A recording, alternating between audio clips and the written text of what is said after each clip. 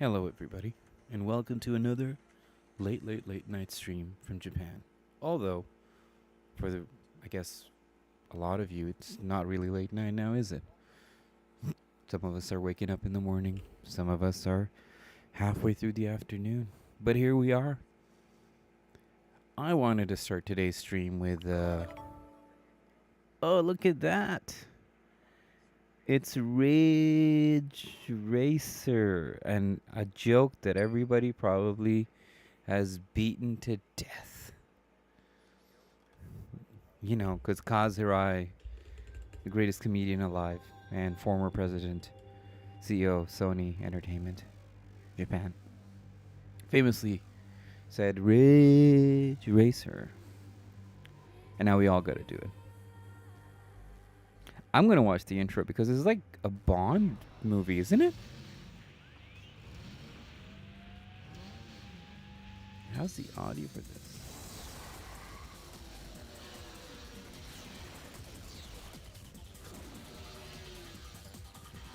Yeah, it's pretty sick. God, they keep posting, they keep showing, what's her name, Reiko?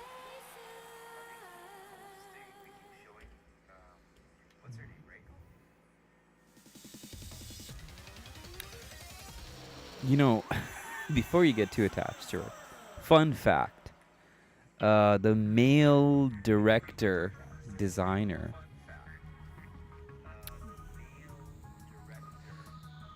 he based her face on his face.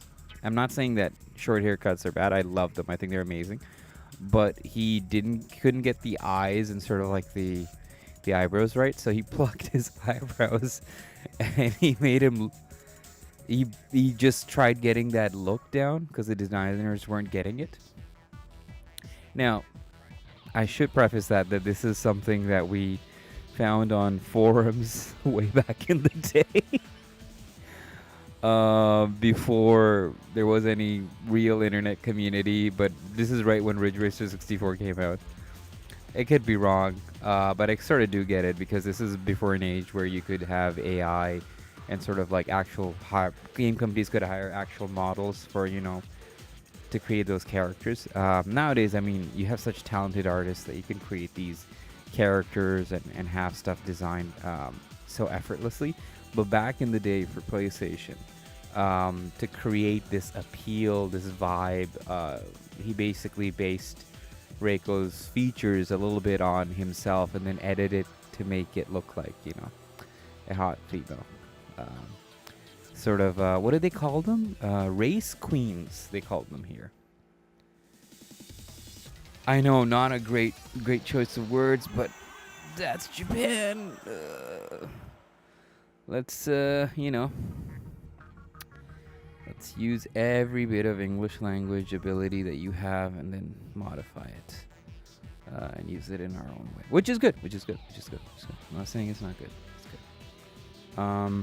I am going to. Where am I? There you go. I'm gonna start this off. Keep an eye out on the chat. Hey, Kate. Thank you for the watch. It's very nice of you.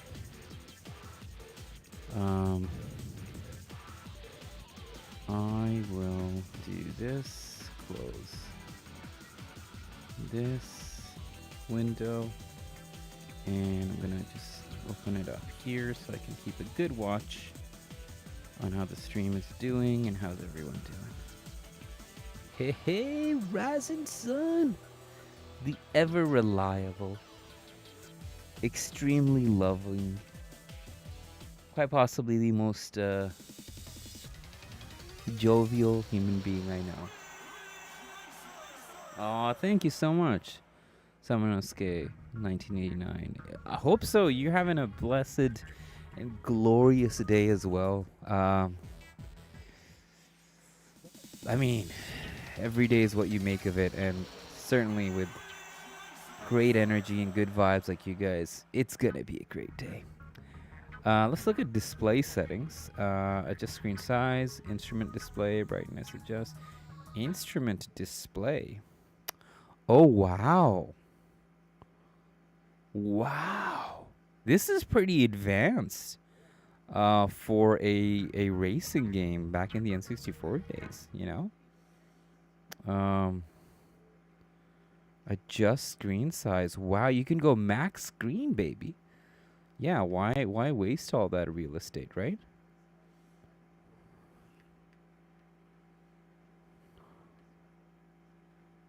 Yeah, man, this is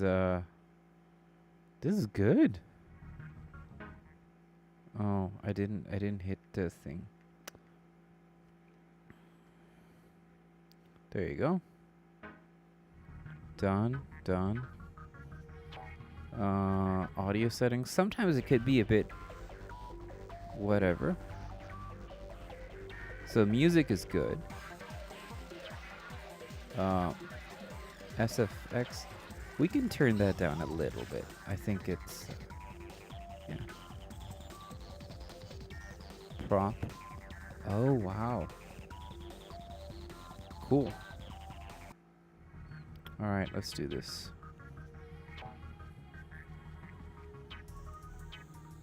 Let's do Grand Prix.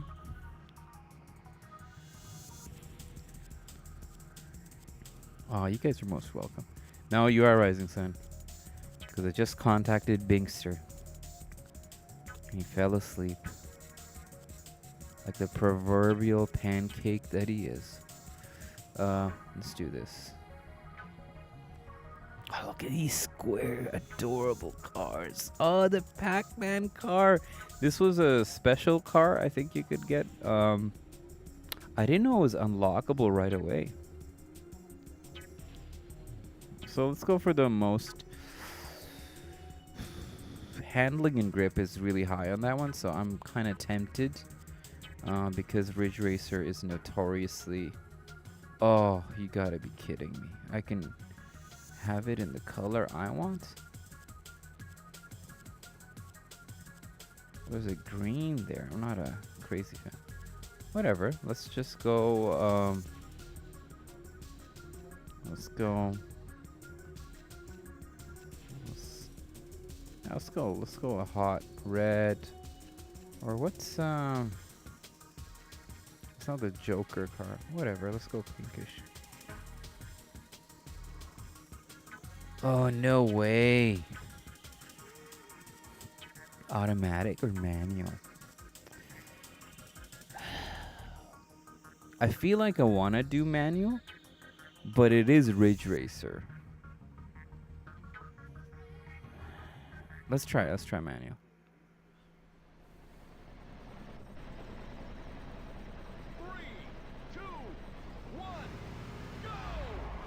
Oh, nice. Taking your time, aren't you? What's wrong? Engine trouble? How do I... There you go. Oh, you can do it with the R triggers. Dude, this is solid looking for an N64 game. Oh, the classic building. Oh my god, dude. It is so drifty. I'm not even trying and I'm drifting. I'm not even trying and it's drifting.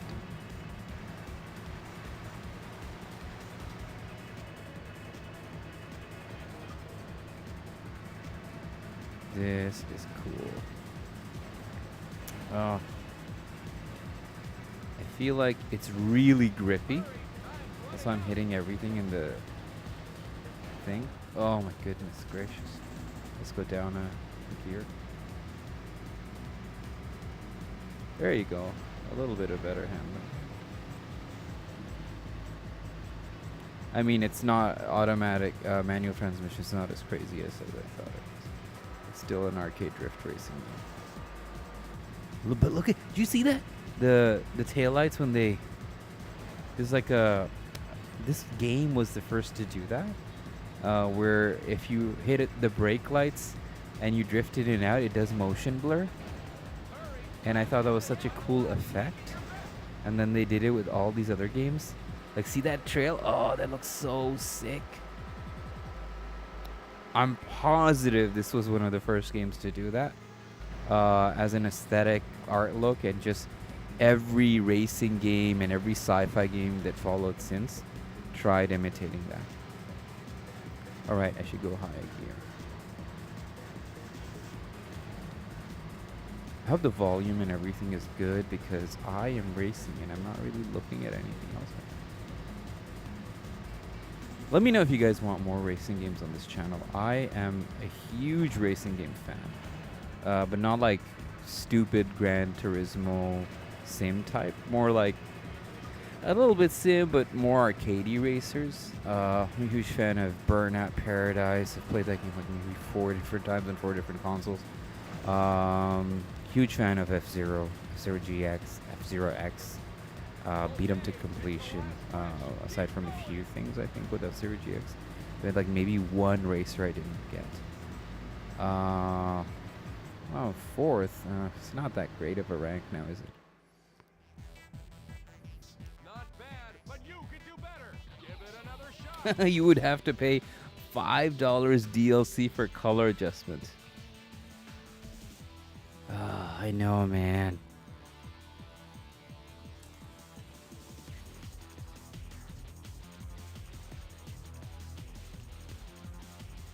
I think the audio level sounds good, right?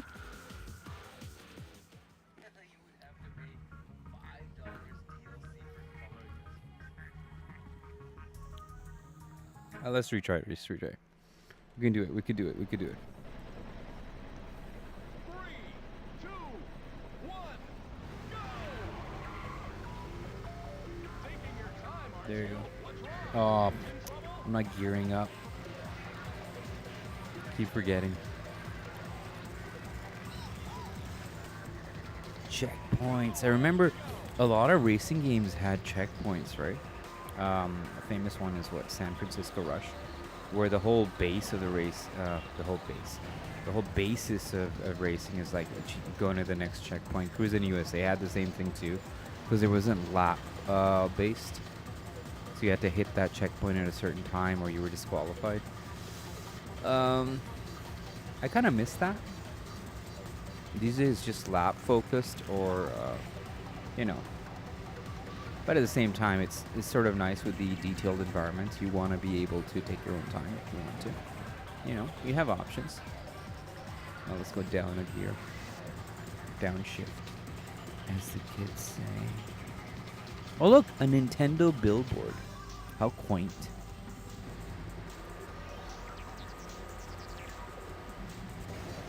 Alright, man, I'm gonna try and get to a good position. Ooh, nasty. This guy hit me hard. So anyways, I was talking about racing games. Redonkulous. I saw that word. I was looking over the chat for a second. Oh, look at that. Those things fall over. I'm a huge fan of Burnout Paradise as well. F-Zero, F-Zero GX, F-Zero X. Recently, I guess one of my favorite games was like Need for Speed Hot Pursuit Remastered. That's a game that I actually platinumed on PlayStation 3. But I may want to do that again because the remaster is free on PSN Plus. It's a PlayStation 4 game. It runs beautifully. They need to remaster it? No. But I'm glad they did because it was one of my favorite recent Need for Speed racing games of all time. Like, it is a fantastic game. Some people will say, oh, the original Hot Pursuit was great. No, it wasn't. This is the same team that did Burnout Paradise. They decided to take a crack at it, and man, the last race of that game is so intense. It's a 15 to 20 minute gauntlet throughout the entire map while cops are like hounding you. Oh wow, the race is already over? Okay. Not bad, but you could do better. Give it another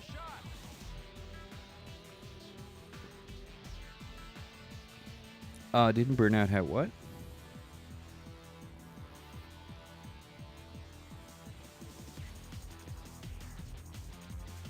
Oh, is there? Oh yeah, the Galaga sprites right there. Completely missed it. Yeah, Burnout. Burnout Paradise is such a great game.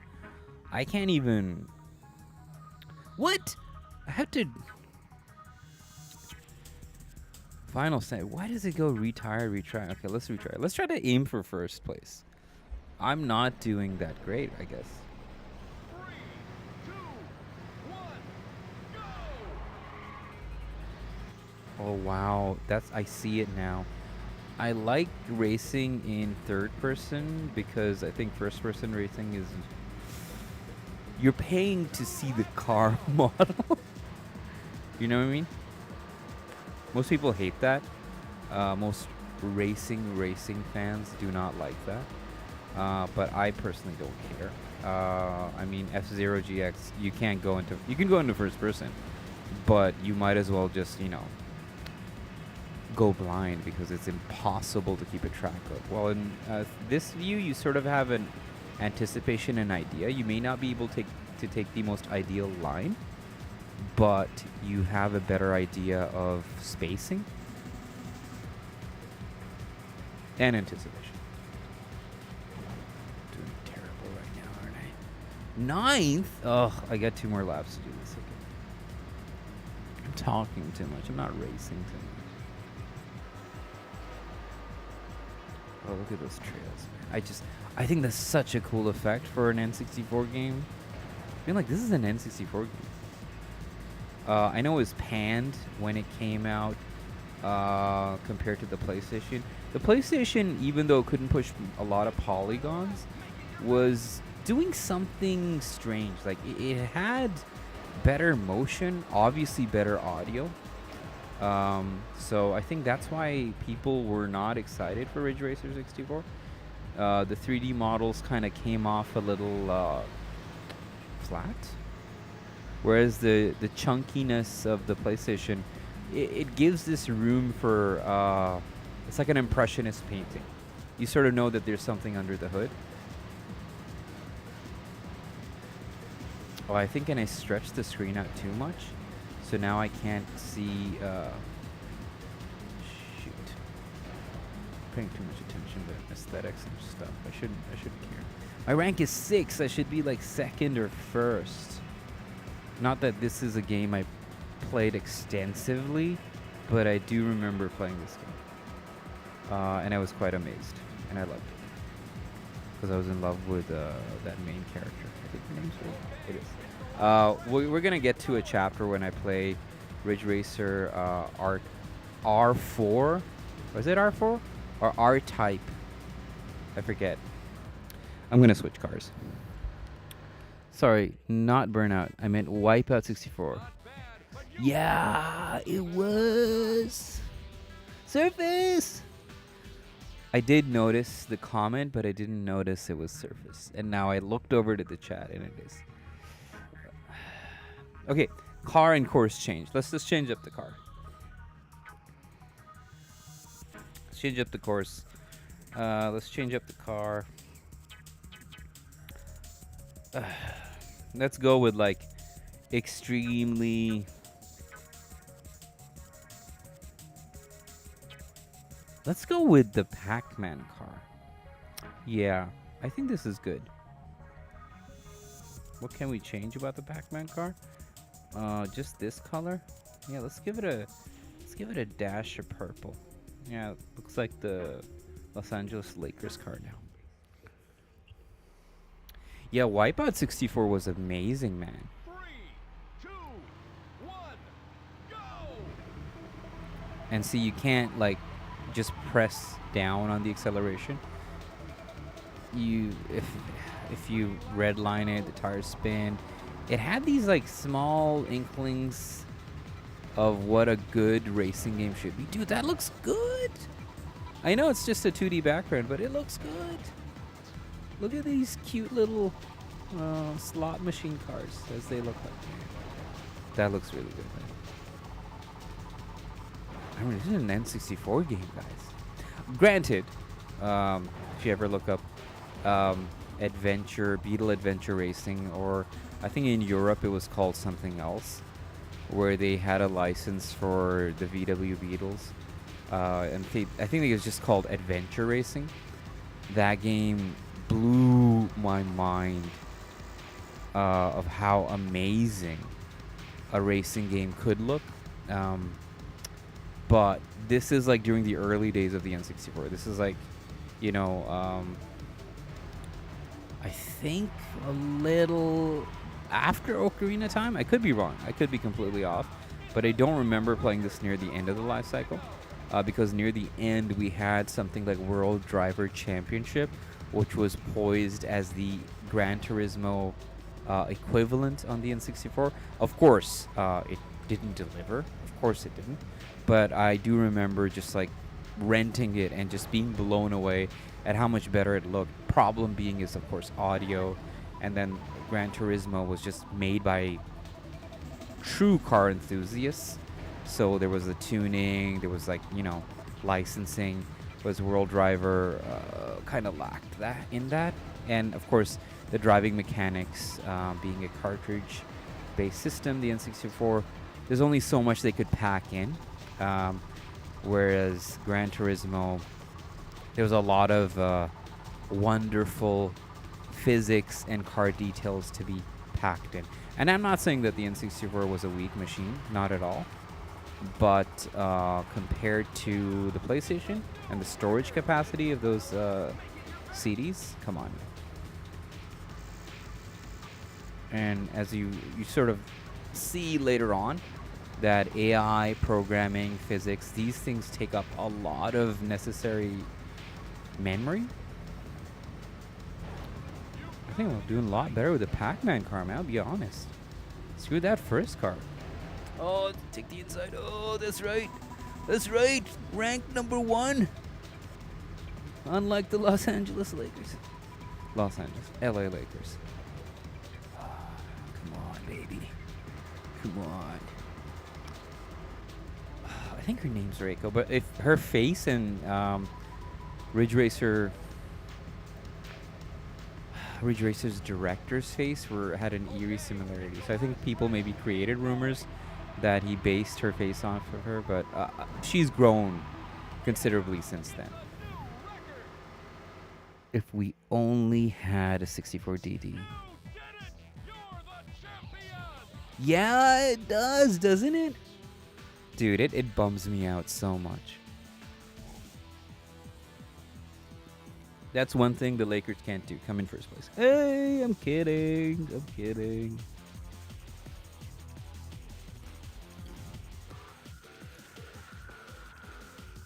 Look at this replay technology, man.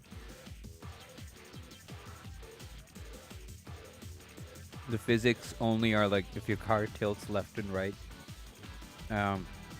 Whereas like Gran Turismo, you sort of see each individual spring sort of react.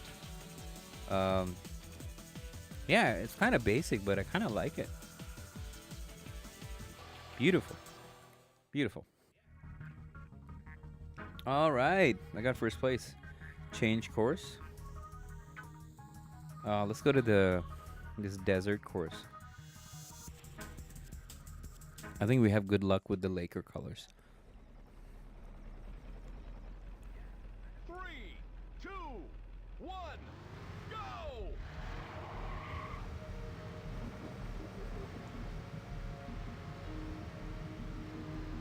Ooh, look at that rotating sign. It's taking a lot of programming.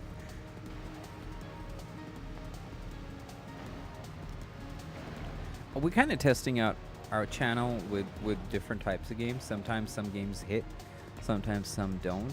Let us know in the comments. Let us know if you'd like to see more racing games. Personally, I'm a huge fan of racing games.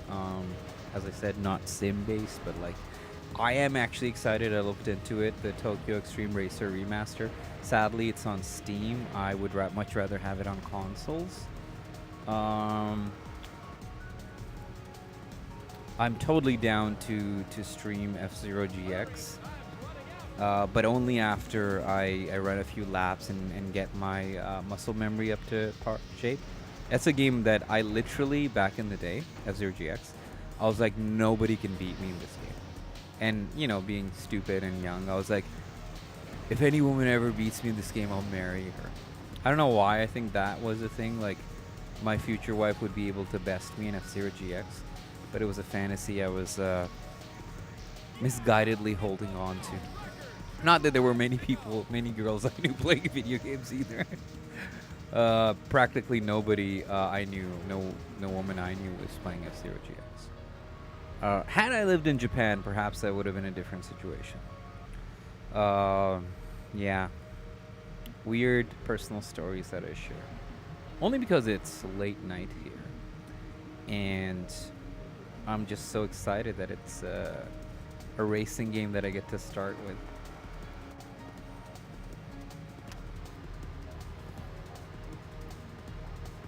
Come on, look at this. This is beautiful.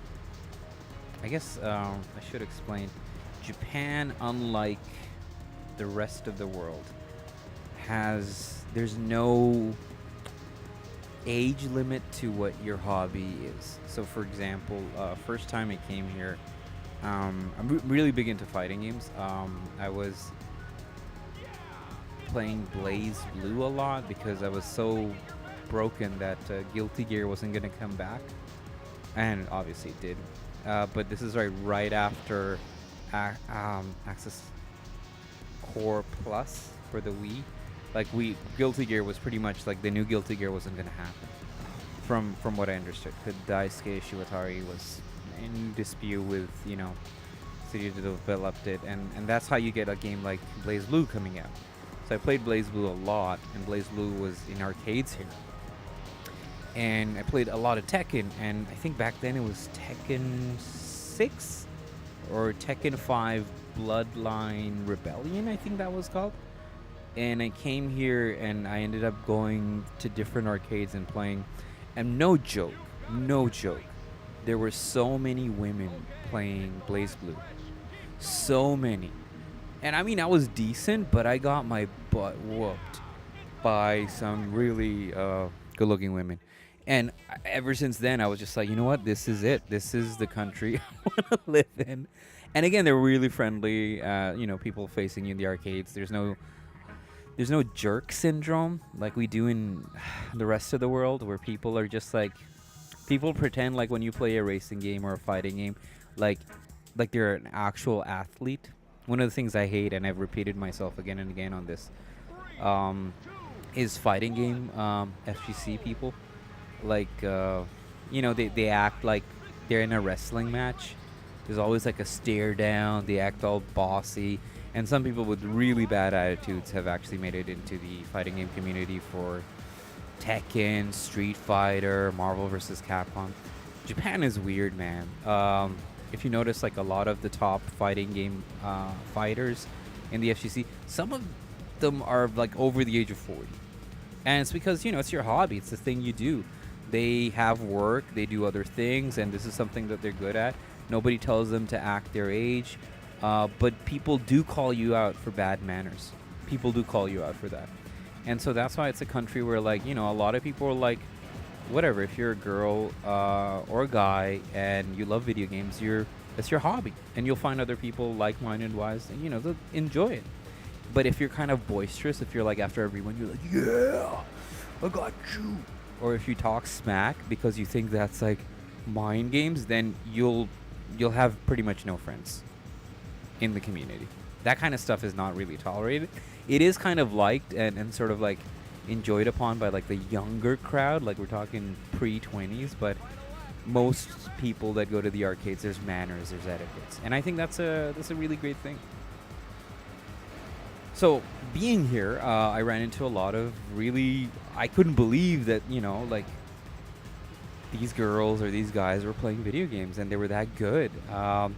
Whereas I guess in North America, it's just like, we love being like, oh, it's just a nerdy thing. It's a pastime, You're supposed to just get drunk, which is stupid. Like, the amount of encouragement to let go of creative hobbies and to become like a boring drunkard in North America and Europe, it's staggering. It's staggering how many people just for their pastime think going out and drinking is the way to go.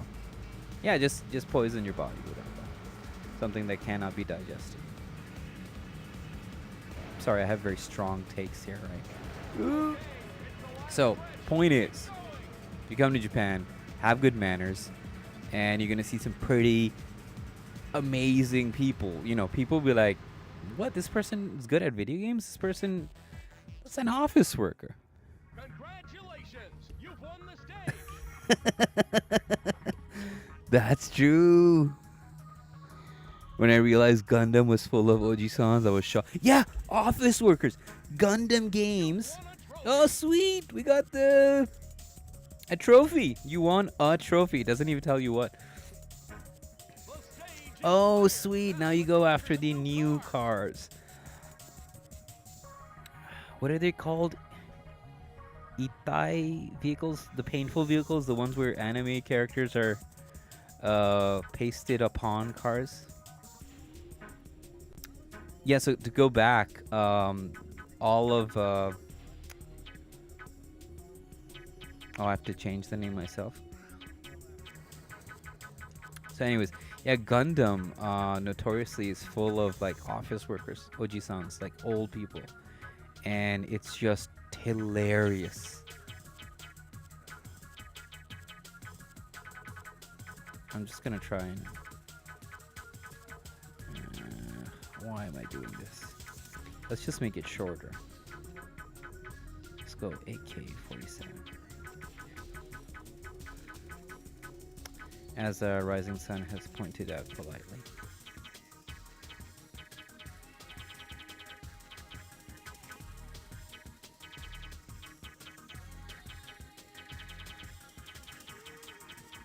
There you go. Saving. I think the Famicom boom really hit differently here. Brought the entire family on it. Whereas maybe the NES was hugely popular but didn't break the toy sigma. Yeah, no, very true. Very, very true. Yeah, that's a huge, there's something to be said there, man. It's just also our culture, right? Like we have a lot of miserable people that there's a lot of comparison based stuff in North America, whereas you don't see much of that here. This, for starters, you forget going to somebody's house.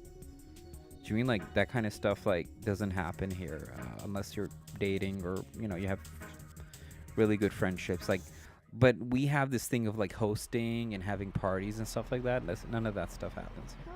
So I guess it leads to less of a comparative lifestyle, I guess. A lot of people try to keep friends within the same workplace and stuff like that. Work friends or our friends. Very few people, if any, stay in touch with high school friends. Most friends you make are through clubs. So like interest-based friends, mutual interest or mutual cooperation. Whereas we just have like tendencies of like comparing ourselves to people we grew up with, or I don't know. I'm not an economist or a psychologist, but I have studied psychology extensively. But anyways. Oh, this course is... Oh, look at that waterfall! That weird helicopter that looks like a couple of polygons off from becoming a fly, but, beautiful, beautiful stuff. See, this kind of tunnel stuff, I think games have always tried to emulate.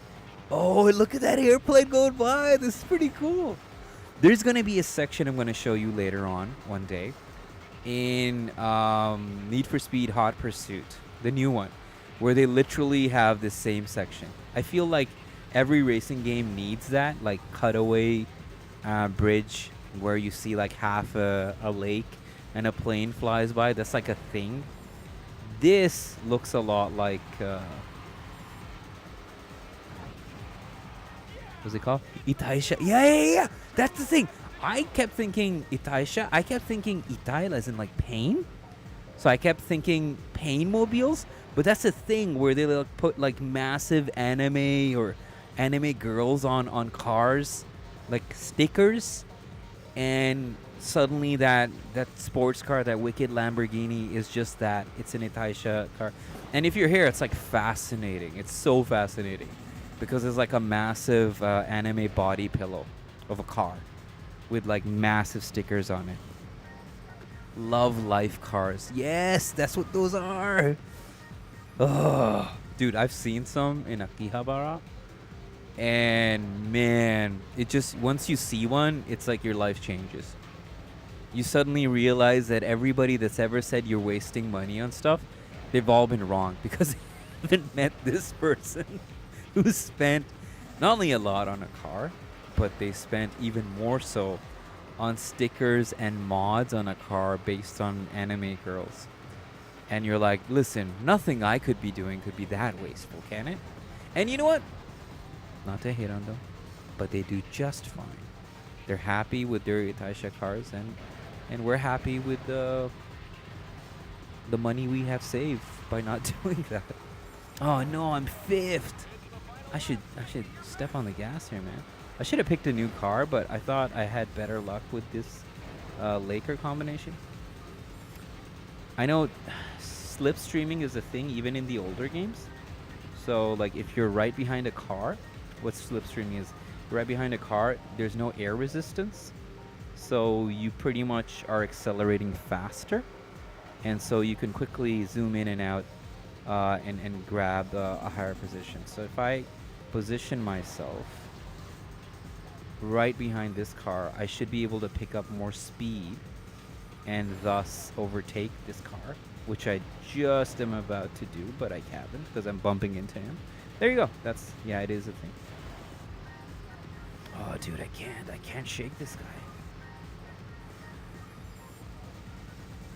Take the inside straight. No, it's just drifting too much. The airplane looks so cool, I can't pay attention. Yes, I got it. Oh no, I'm gonna get killed by the drift.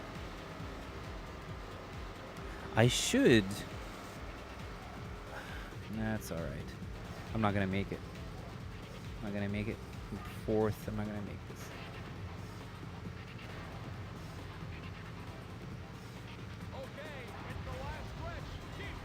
Oh no. Is it checkpoint? Yeah, no, it's finished. Damn, I didn't make it. It really does hurt. Those cars really do hurt, man. Oh, they hurt your pocketbook. They hurt your eyes. Course and car change. Let's see what course we unlock. I pick. Let's look at this course. What? I thought we had more cars. I do love this car because of its acceleration.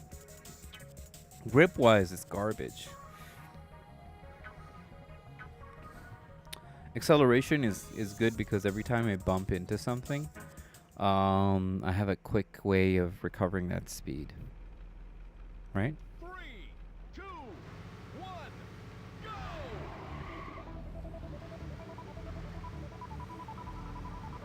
Oh, you can adjust the camera twice. Oh, that's so cool. 3 laps to go.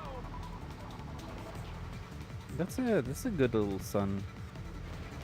sunset kind of like nighttime course. It's really hard to do nighttime stuff properly because in real life nighttime courses like are too dark.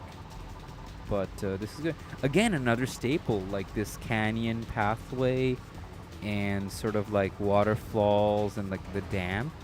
I will show you later. Now I've decided I'm going to show Need for Speed Hot Pursuits. Not today, but soon. This is a staple in a lot of racing games. There's like tropes and sort of commonalities in courses. And this gets repeated a lot. And I guess maybe because when during research, like people go to the Hoover Dam area. And that looks like, why is it so bright there? Because probably the moon is above, straight. It's cool. This is a good nighttime course, I must say. But believe it or not, you know what's better, lighting-wise and in atmosphere-wise? Toad's Turnpike on Mario Kart 64. Like, believe it or not, that's a really good nighttime course. The amount of sophistication on an N64 game for a nighttime course, man, that was like out of this unbelievable. This is not bad though, especially with those like brake lights, sort of like trailing in and off. I think it looks cooler at night than it does in the day. But of course, they thought And let's put that effect everywhere. 6. Dude, I'm doing terrible for this course, huh? Hurry, time's running out.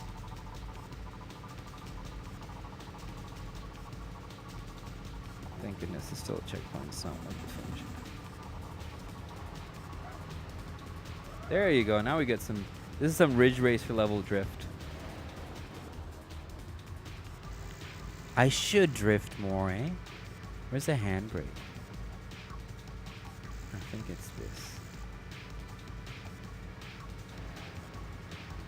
There you go. That's some Ridge Racer level drift, man. Hurry, time's running out. Oh my god, so I've won all this stuff without drifting like that? Oh, that's terrible. Time is up. Oh, no way.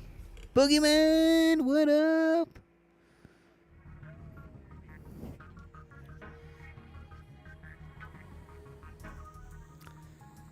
I didn't do well in any of these courses. Let's go with this one. Let's try this car. I've been very curious about this car. Let's try this one. And you know, let's just go automatic. Let's just make things easier. 3, 2, 1, go! This is not a serious game. All right, this is gonna be a great race. Oh wow, it doesn't even let me redline it. It just immediately gears up. Like if I'm at 6,000 RPMs, it's just like it's already doing that. That's interesting. That's counterintuitive, but I guess it is automatic, so. Whereas you're trying to maximize the amount each gear pushes you. Dude, look at that ocean down there. It looks like we're at the world's end.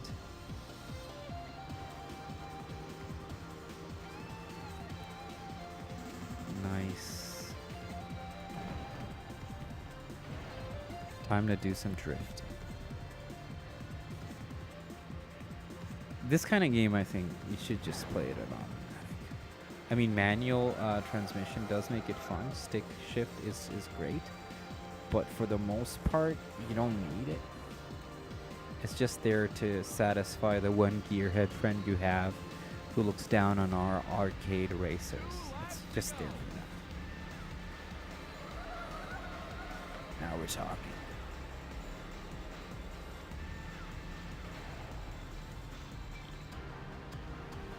Yeah, there you go. But the drift mechanic is not as tight as I want it to be.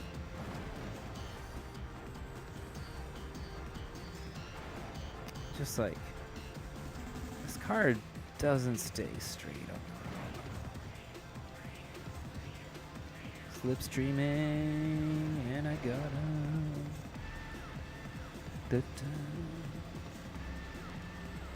Come on, give me that crazy drift. It didn't. Sometimes it doesn't. Sometimes I guess I have to like really slam on the brakes. Maybe this car has better grip. Slipstream this bad boy. There you go. You have to slam on the brakes. Let go of the gas. Oh, I'm gonna make it.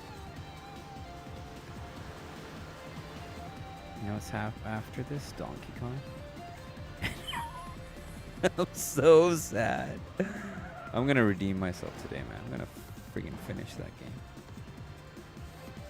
I'm gonna finish it. And then after, I'm gonna redo that level that I made the AI do because I was too sleepy. I'm gonna do that after, not before. Because if I do that, my spirit's broken, and I don't have enough energy for the final boss. I mean, what's the point, right?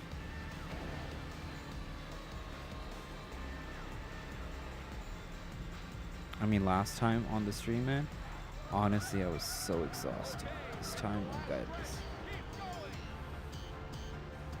Oh no, I'm fourth. Yeah, it's gotten tougher. Let's just say that. Not bad, but you can do better. Give it another shot. Oh, really? Okay, let me do one more. Let me do just one more. Boogeyman's right. I should use more of the road. Let's redeem ourselves in this one. Let's get let's go with the car that we didn't use. Ooh, deep blue? Nah, man, let's just go red.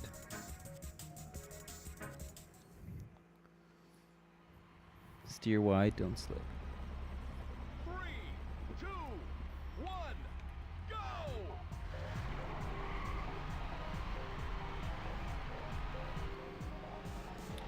This feels the most balanced. You can already tell.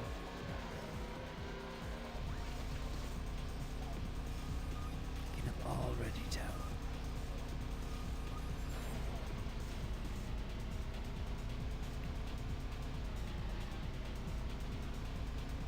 So if I'm drifting too much, it's not a good thing, right?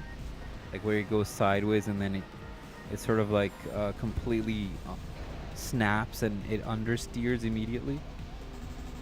Sorry, oversteers.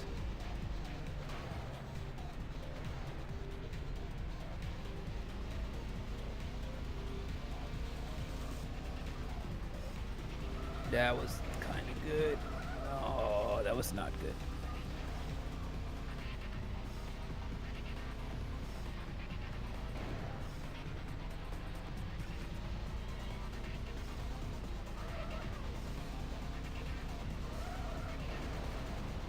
Just gotta maintain that, like the angle of execution after a drift, to sort of like have it sort of snap back.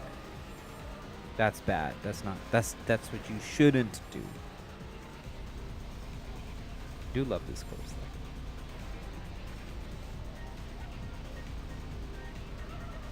though. I gotta say though, that is addictive. Having it go sideways. Back in the day, in Toronto, when not that it doesn't snow, it snows a lot. We had manual cars, no, sorry, automatic cars, so they're not really easy to drift with. So, but when it used to snow a lot and very late night, we knew a couple of streets where basically it'd be like a street that feeds into not a main road but another like other road, and there was this place where it was it was not relatively, it was always empty because it was like some steel manufacturing plant or something. And so nobody would be taking that road at 2 a.m. So we would take that corner and then pull the handbrake and drift around the corner. It was so stupid, but entirely safe, except if we hit the curb of the car, you curb and sort of like rip out the axle of the car. Not that that ever happened, but that did happen to one of my friends who was also into that stuff. He decided to go to a different street and do that, and he hit a curb on the side, and so he hit a curb at an angle where the entire front axle kind of got removed. Not a good thing to do, but me and some other people, we never got injured. But again, not good things to do. But empty, no road, and you would have to like not even go that fast, man. You'd be going like 10 kilometers an hour, and you can turn and do that handbrake turn, and your car would be drifting. You'd step on the brakes, and your car would slide. So, in those icy conditions, it was kind of funny to sort of do that kind of stuff back in the day. Again, I don't encourage anyone ever doing that. It's not a good thing. Because now you have track day and you have these cool places where you can practice this kind of stuff. There's even drift schools. Like, I'm so shocked. The same people that I used to do this stuff with, they're now part of like track day stuff. And they love taking their cars there. And what's sad is a lot of the times there's always a Tesla there because they have such good acceleration that they dominate most of the lap times. I personally don't like Teslas. I think they're garbage. But that's my opinion, right? And I'm doing relatively terrible right now. If I was driving a Tesla, though, I would probably be doing okay. Oh, that was the perfect drift. That's what I needed, baby.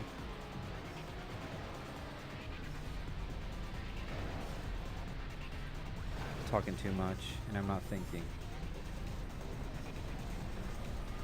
Oh, look at that. You get the rear view mirror.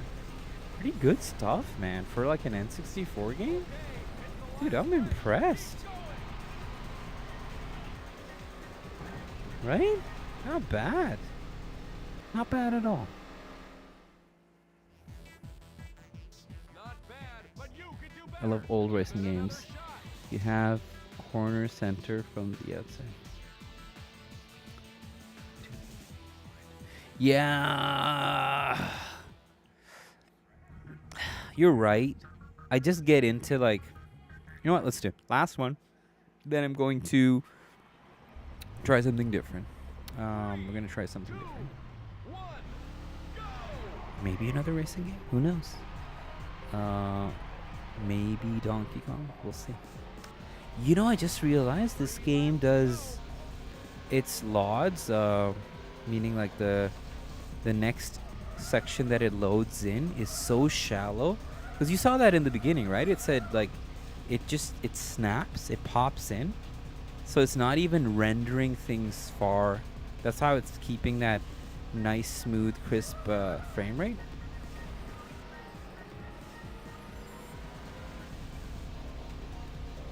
And like that's why you have a lot of these curvy places. Like when it's straight out like that, it's like you'll see weird pop-ins. Let me try to do proper racing things. Way Boogeyman would probably school me at this game. Rocket League master and a racing master. I love old racing games too, man. These like old school racing games are just, I don't know, man. They're just fun. Do you mean like? Do you know what I mean? It's just good like basic mechanics of like how a racing game works. Oh, that's it. That's the drift. Oh no, I'm going crazy. I'm gonna lose it. Oh, I lost it. I should have just gassed back then.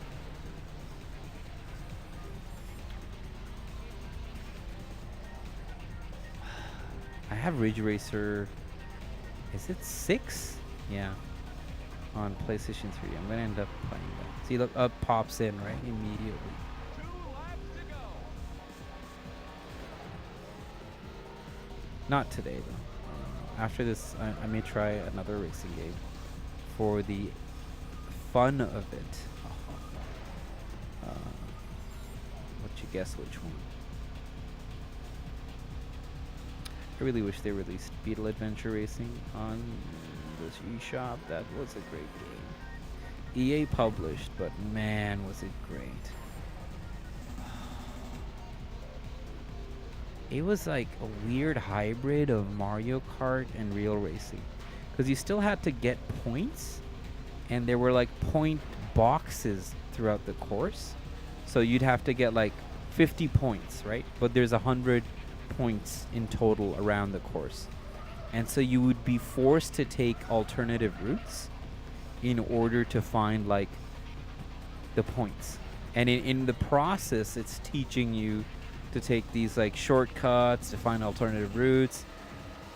And you don't have to just finish in the top 3.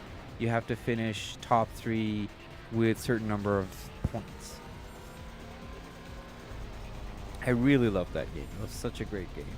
I do have it, but on the N64, and my N64 is not here. It's back in Toronto. Oh, dude, I am doing terrible now at this racing. I was gonna say finish.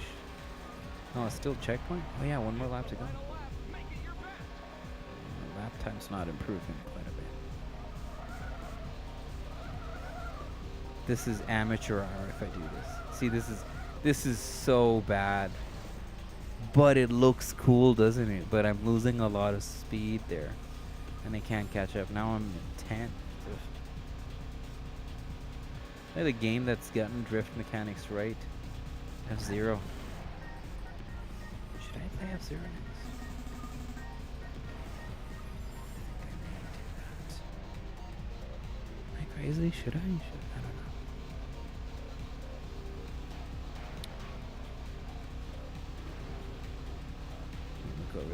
And racing games are kind of too intense for me to stream because I tend to look at the chat a lot as this rising sun.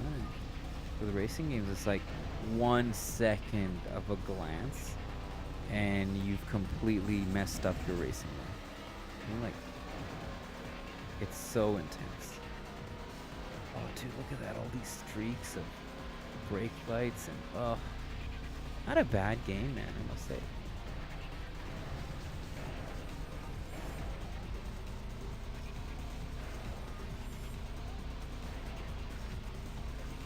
I wish I was better at this. Yeah, keep going, but my rank is 7. Oh, it says finish. There you go. Let's look at the chat.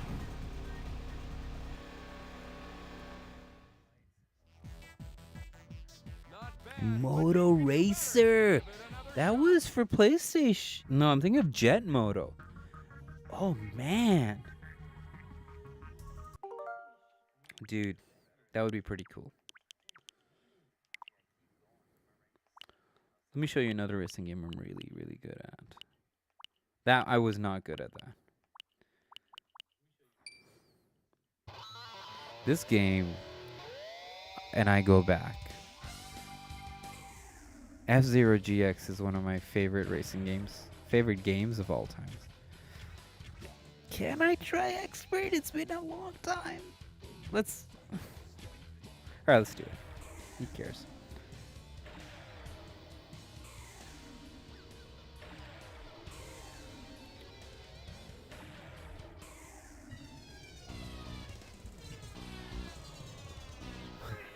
I know, same, man. Oh, dude, if I could go back, 1994, 1995.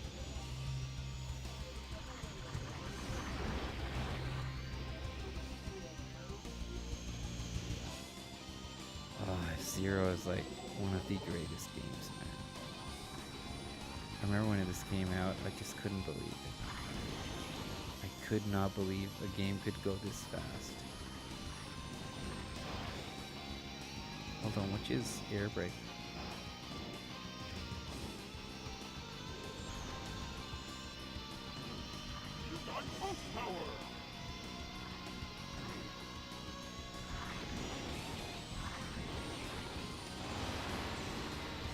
Oh my god, is it L2 or R2? Oh, B is boost. Oh, R2. Should be using the classic control. I'm gonna get killed, aren't I? I'm gonna embarrass myself by saying this is one of my favorite games and just die like crazy. That angle, yes, that's the angle.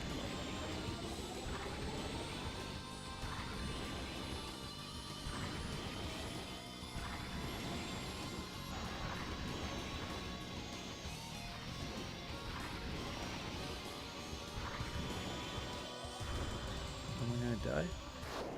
Ninth? It's not great. It's terrible. Oh, I know. Don't worry, I'll make up for it. I'll make up for it. Don't you worry. Silence.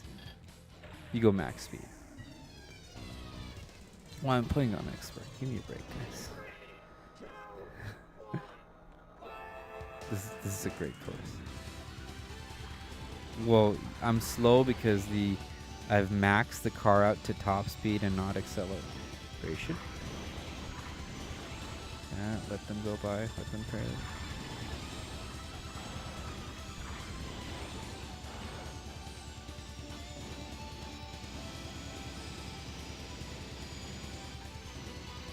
This course, there is a way to jump off the whole course if you're going fast.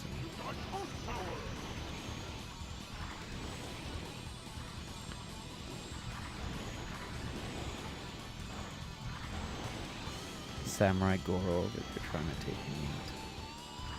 Screw you, man. What?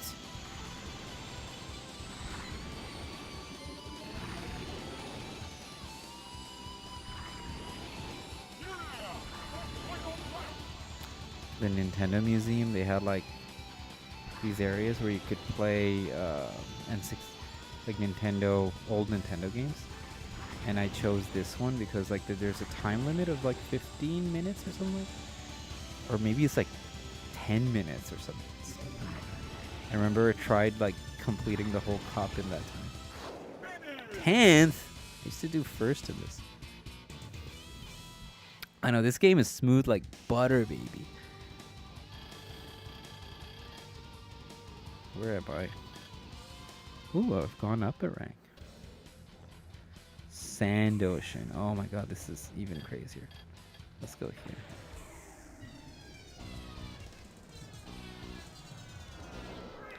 Remember, this is the first time a game made me feel like, oh my god, so this is what 60 frames per second is, right?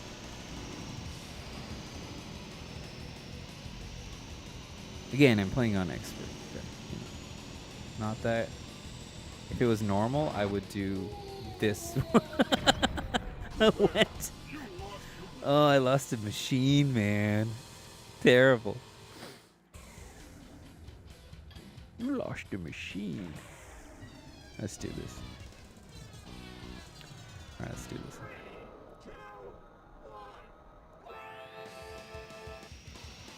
I remember seeing this and I was just stunned.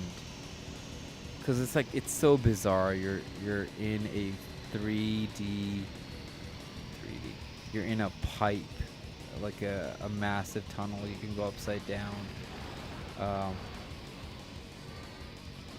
This game was just it's still wild. Back then it was wild. It's still wild.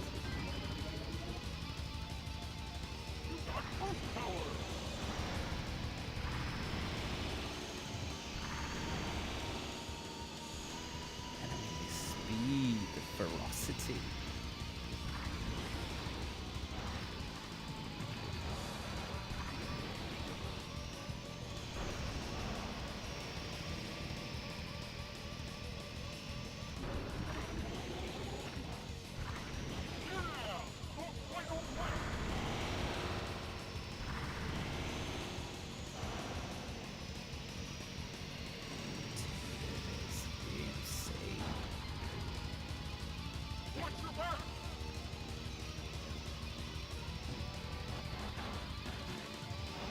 And the metal music is just disgusting. Still doing 10th, man. Not bad. The consistency pays.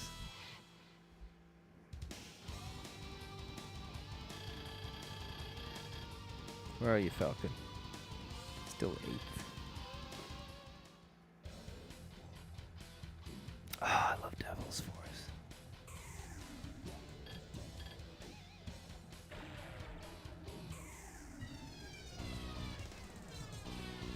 This is, I guess, a tonal change happened from X to GX, and it threw off a lot of people because if you listen to the soundtrack, it's pretty metal, even though it's kind of MIDI. There's a lot of fast shredding guitars, a lot of crazy metal-inspired, wild, futuristic themes, like those massive goat skulls in the background because this is Devil's Forest, right? And there was a huge tonal shift in GX. And GX became more like almost like cyberpunk, not cyberpunk. It's like a neon future vibe. A lot of electronica, a lot of like 80s 80s futurism is the best way I could describe it, which I personally love because 80s futurism vibes mixed with like really excellent electronic music is like, oh, it's to die for. I love that stuff. I loved it, but I know a lot of people aesthetically did not like GX when it first came out, and then it grew over time because of the cult following, because of how much is in that game. I can't praise that game enough. I'm gonna have to stream that game. Me and Rising Sun are talking about it because there's a wicked campaign mode, but then there's also like this really excellent Grand Prix mode in there.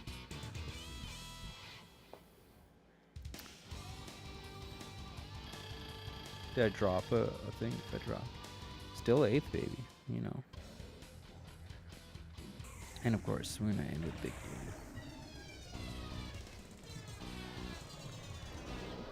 The good thing I could hope for is if all my opponents are dead. Oh, it's L1, R1. R1 and L2. This is stupid. I was like, why can't I do my... Because you notice this, right? That's your side check, your drift. I kept the entire time, I kept pressing the same, but it's mapped like an N64 controller. Dude, hold on. I gotta do this. Let's do this. Hold on. This is the first and only time I'm gonna make an excuse about a game. Watch. Okay, expert, right? Watch. I'll explain to you why. Because I had no idea. That's why the colors couldn't change. Because look, now I could cycle back. Oh, I hate this.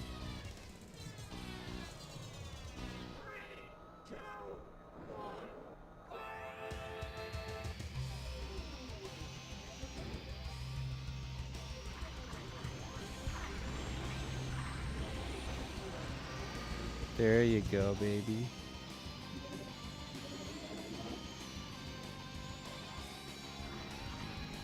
Yeah, I should let the game wreck me because that little polygonal mess of a car is quite entertaining. So this is... Yeah, this was a problem, man. It's mapped to feel like the N64 controller on the Pro controller. So meaning R2... L2 is the Z trigger. And R1 is R on the N64 controller.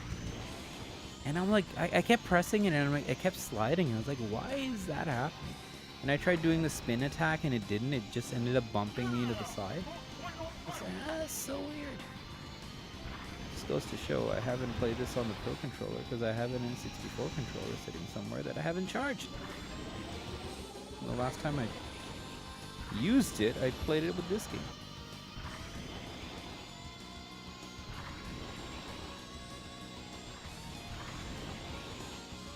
Yeah, I see I'm already doing better than last time.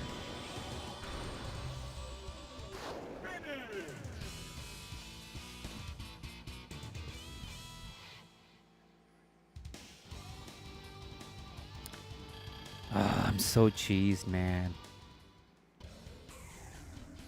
Okay, let's do this. Hopefully I can nail silence this time.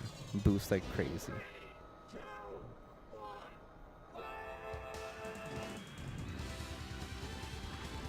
Oh, there's my rival. I think that character's name is Baba.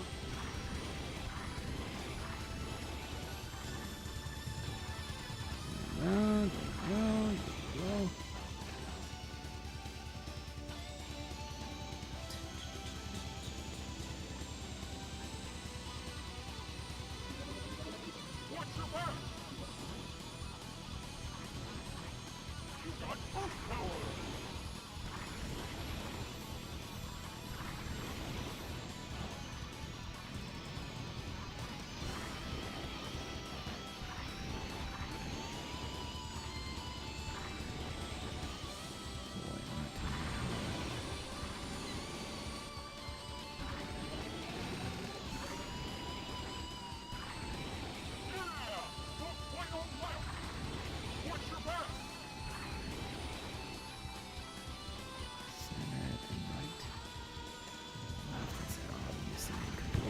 Idiot.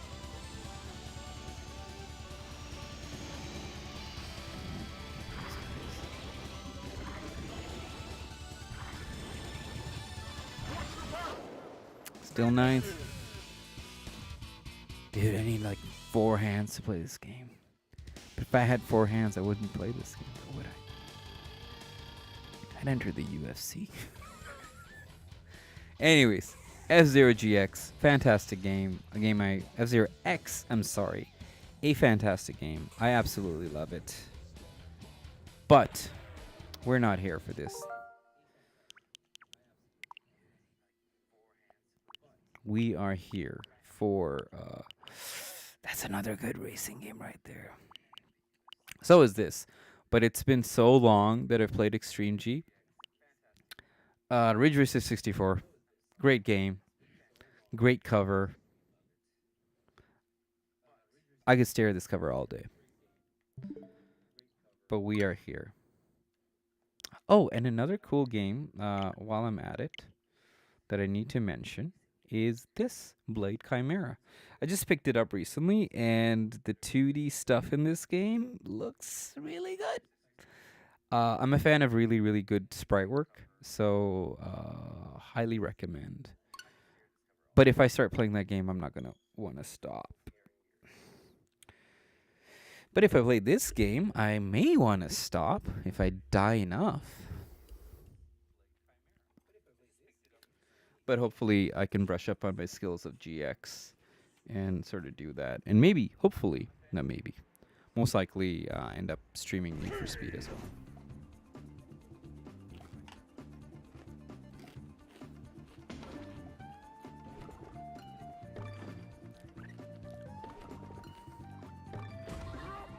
Now, since last time, I haven't touched this game. I'm not even joking. I was so disappointed that on stream I couldn't finish it because I was so sleepy. It was like 5:30 in the morning.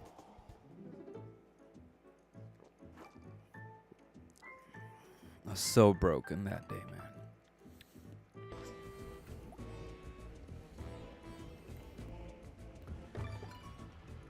Yeah, let's redeem ourselves. Technically, it's still earlier than the last time. It's still 2:10 a.m. here. I mean,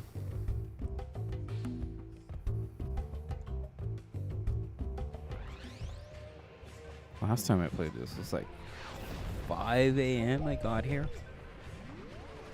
So, such a bad decision. And previously to that, me and Bingster were playing Call of Duty till 3 a.m. So it's not wasn't a good look. So we're gonna try and finish this today. Maybe redeem ourselves for that one level I didn't finish by myself. That I used a super guide for because I was too exhausted. And yeah. I can already tell I'm doing a little better.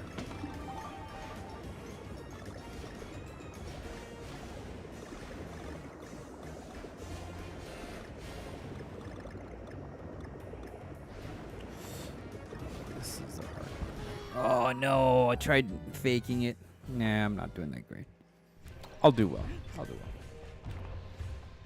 But anyways, I hope you guys enjoyed at least a little bit of racing racing stuff in the beginning. I do enjoy racing games a lot. I'm not that great, but then again, who is, right? I'm kidding. I'm alright, especially with Need for Speed. It just takes some time knowing the course, as Boogeyman said, and knowing the feel of the game. Then you just get it. Oh, I have to go left. Yeah. I'll get there. Maybe I'll play a level to get a lot of banana coins, so I can like dump a lot of lives on me. Because at this rate, I have to die at this rate. Because like going to Tiki Tong with less than 4 lives is a waste. It's an absolute waste. Because what if I get killed there for stupid things, and then that's it, game over.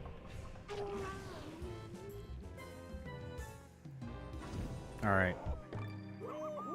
4 bananas, good. I mean 4 balloons, good.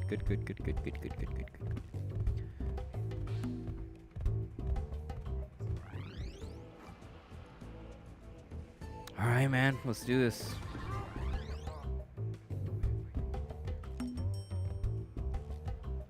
And this game's been in I mean, not that... I try to stay positive, even though I do complain about Hideo Kojima and all this stuff. It's usually sanctimonious and like over-pretentious and just like weird news game stories. I sort of have a strong opinion. But I think for the most part, I try to stay very positive with modern games, even with remasters, with things like that. I'm very appreciative of the stuff that we have. There's always a bright side to it. Like, it's very easy to dismiss things and be like, it's a lazy remaster. It's not. The Wii controller was terrible. The Wiimote to play this game. You know, it's like, this is a great thing. I like it a lot. But I've been kind of cheesed because Game Explain is just doing nothing but Donkey Kong remaster hate videos, and it's so annoying for me. I unfollowed them. I just unsubscribed. I was just like, dude, I can't do this. Fur controversy in Donkey Kong Country Returns, and it's just like, dude, who cares?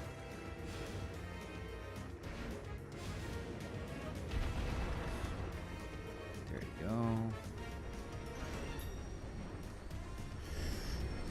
Go.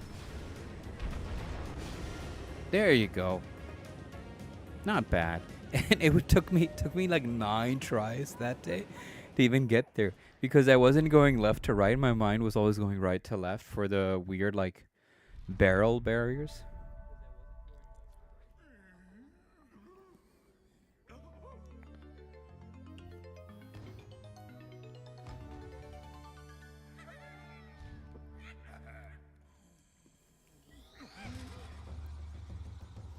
Nice pre-rendered cutscene.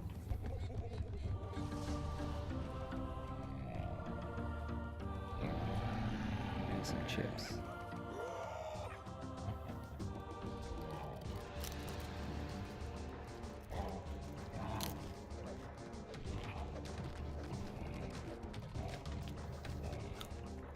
Bingster! God, I hate you. Okay, man. You made it. You're asleep. But you have early work, so I don't blame you. It's kind of sad, Bingster. I wanted to do like a dual stream with you and playing Donkey Kong and wait for you to get to this ending. Look at these globs of yellow banana goo.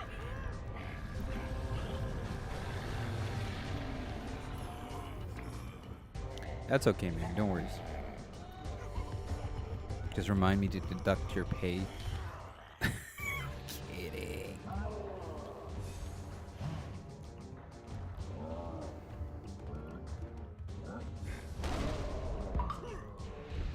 Kidding, Bingster. Your love. Oh no, why didn't I jump farther? Yeah.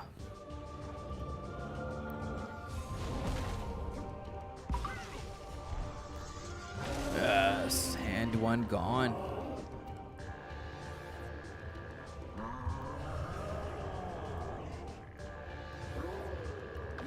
Oh no, Diddy Kong.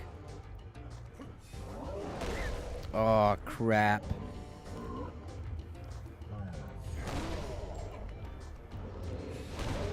I need that.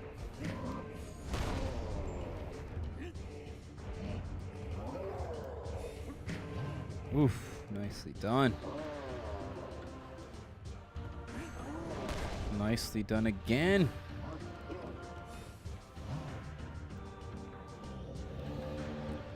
Dude, I wrecked the fact that Diddy was with me. Diddy Kong. Oh, see, he laughs at you. What a jerk. What? Uh-huh.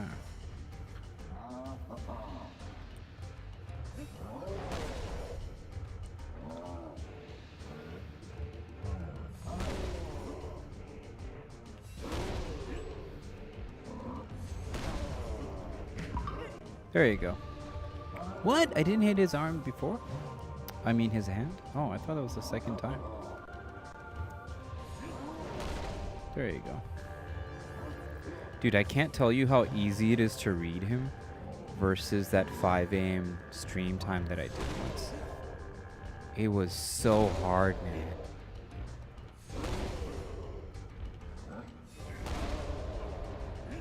Oh my god. Got stuck by the wall. His arm, his hand.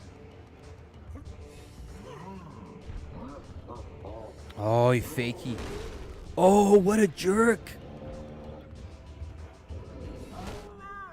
I didn't know he did that.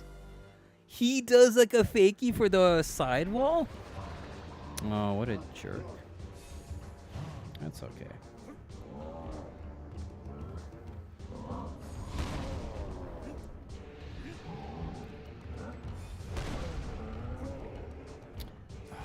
Frames to get that is so...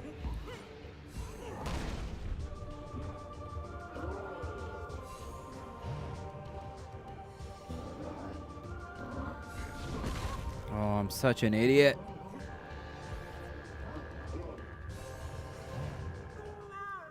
Oh, I pressed off like an idiot. Alright, we got this, we got this, we got this. This is the bane of my existence, man. I've been thinking about this stream and stressing out so much because I couldn't complete it. And even though I have completed this game on the Wii, I've just been like so traumatized that day. I'm not the type to admit defeat, but I was just like, bro, I'm so tired. I can't even. I can't. That's right. Oof. This is the worst move, I think, that he does.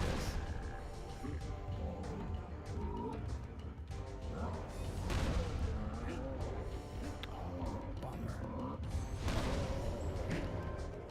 What? The timing is so short?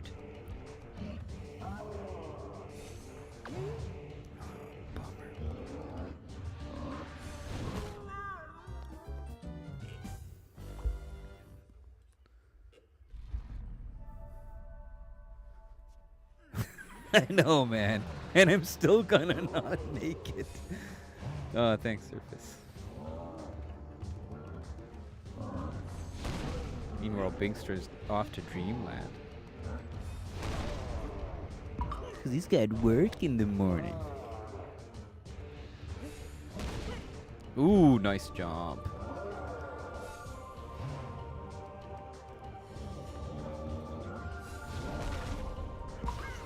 Might as well destroy one hand immediately.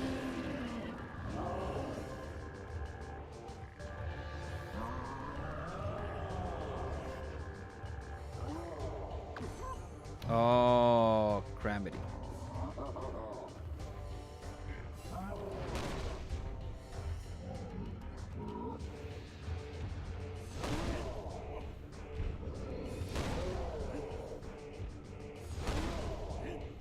This is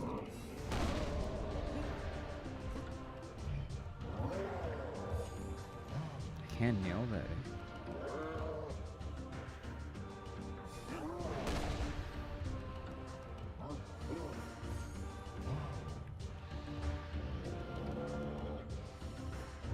We'll do 4 times. 2. Great. Dodge.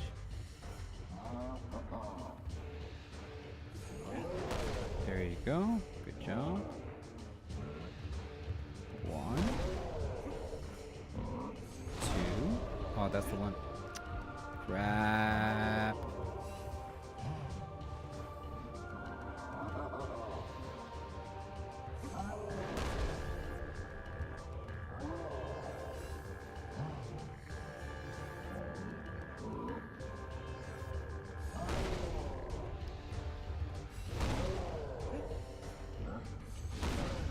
That's the one.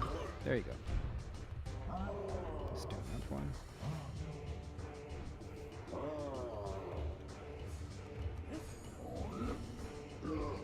He's gonna do it really fast now. Yeah, I knew it. That's a jerk new move, man. I don't know if that was a recent update. Oh.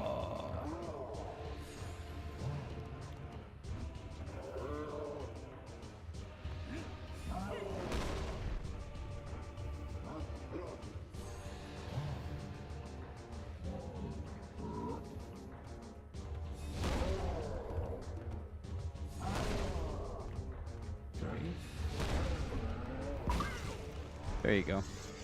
Now we're down to the head. 3 times, 3 times.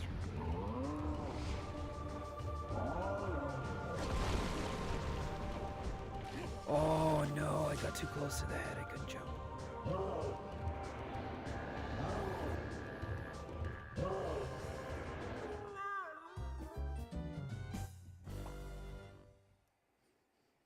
Jump on the hand earlier. Yeah, you're right. Oh, you're right, man.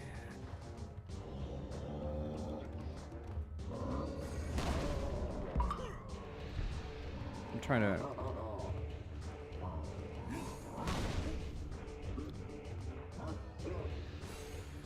I don't know why I'm stressed that I have so little lives compared to the beginning of the game where I had so many.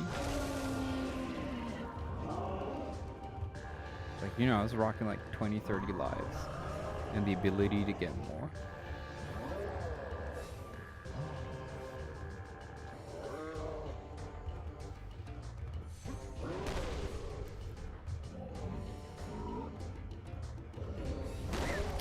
Oh, that was so dumb.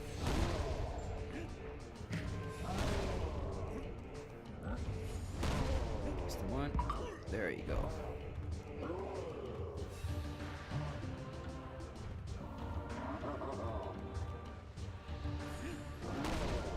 There you go.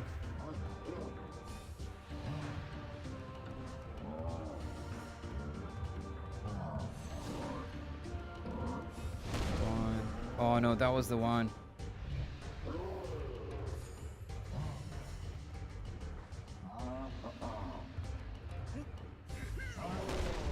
I hate that move. The sidewall one is one of the worst.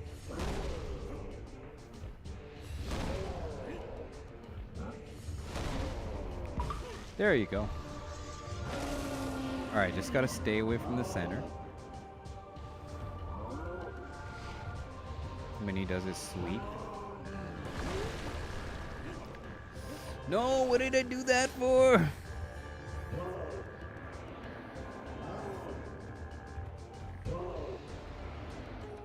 Oh my god. Utter frustration. You know what I'm gonna do? I'm gonna get me some good stuff after this.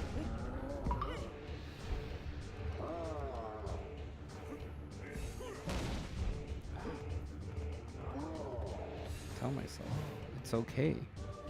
It's just a Donkey Kong Country Returns boss. It can't be that difficult. You've beaten the harder boss. The chicken, remember?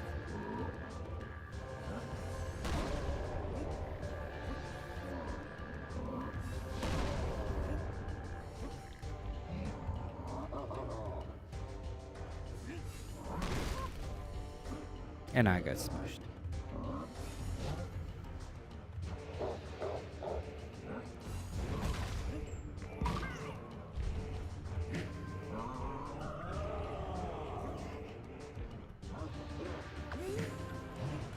Oh, what? Oh, I got the heart though. That's weird.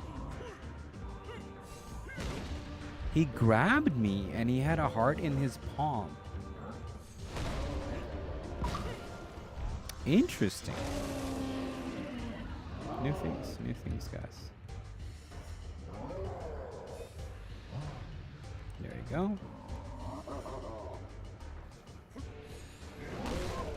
why did I do that? Dude, that was bizarre. I should have been dead.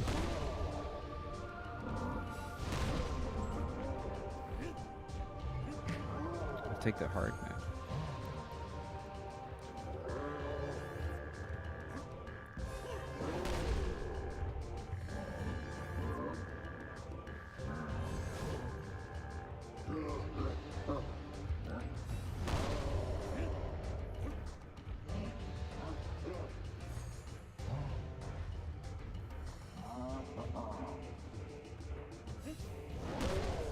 That's easier to dodge with one hand than two.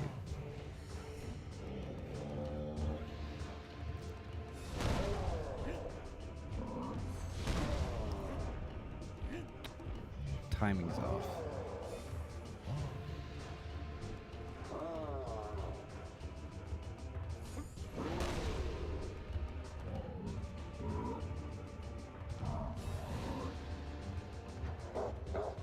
Yes, yes, yes. Oh my goodness, I'm like trailing, but it's okay, I'm not dying. There you go.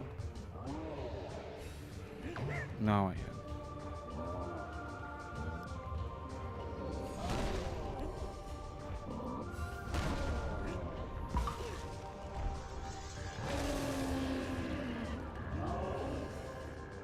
God, what an ugly boss.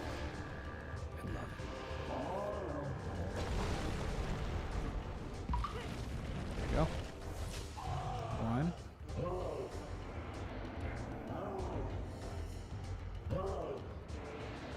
Two.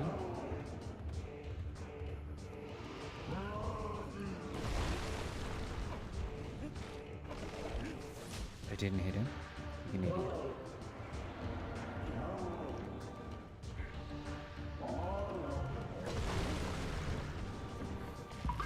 Two. Good. Good, good, good, good.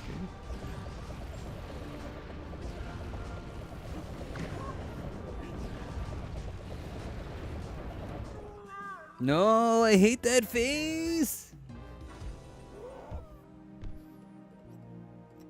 What to do? Link, Mario, Donkey Kong have in common. They all have fought defeated boss that is floating head, floating hands. Oh. Add Sonic Mania to that, man. Yes. Star Fox. Dude, isn't it a Nintendo staple to have a boss like that? I'm going to do something different, guys. We're going to face the boss. I promise.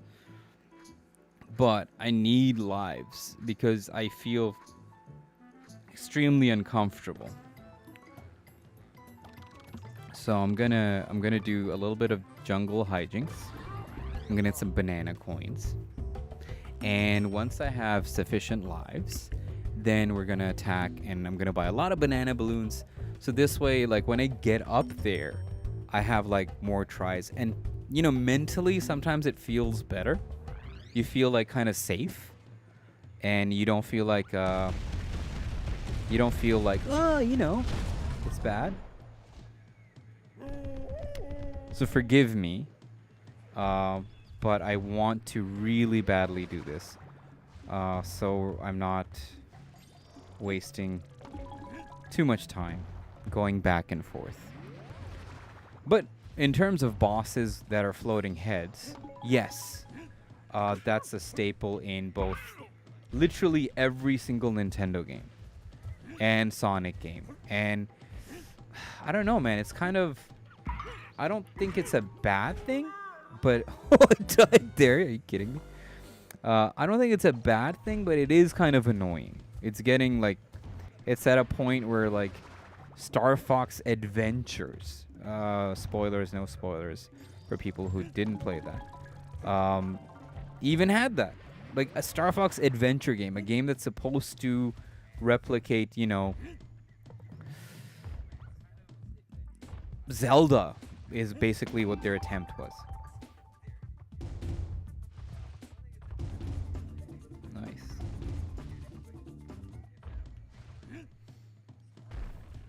Not floating hands, but Sonic 3's final boss has giant hands, but at least has a different face.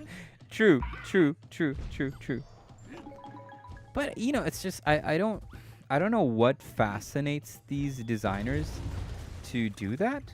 It's kind of a little crazy. It's not lazy, but it is kind of crazy that we're at a point they're like, oh yeah, let's just do a boss that's just like floating hands and a head.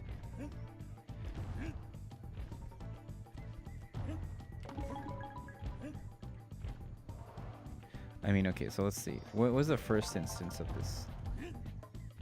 First instance I remember of a floating hand and face was Star Fox 64? Andros? And it looked cool. It looked cool, don't get me wrong, but it was kind of bizarre.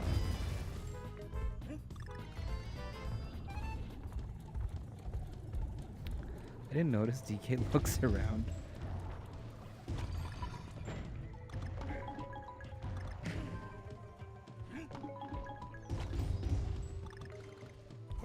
And then, when was the next instance of that?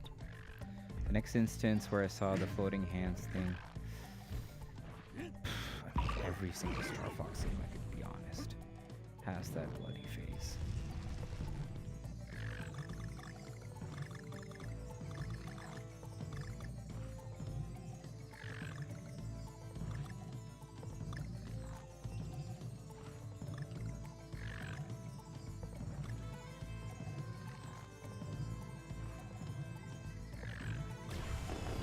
There you go. I never did that secret.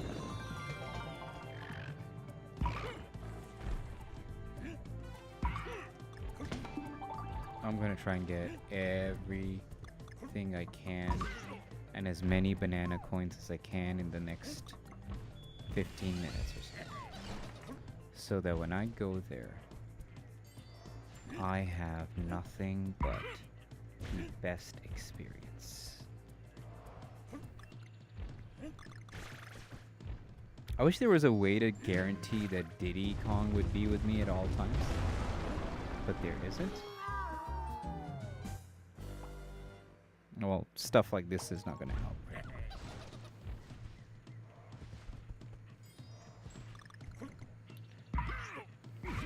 But I don't know what's harder, Mario Sunshine or this game.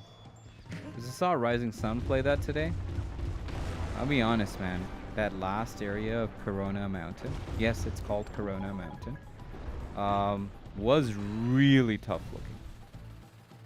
Because you're on this weird, like, looks like a rock boat. And the entire game, you've never practiced the water cannon mechanic. And then all of a sudden now you're expected to, not water cannon, but you can't steer a boat with your flood nozzle thing. And now you have to do that.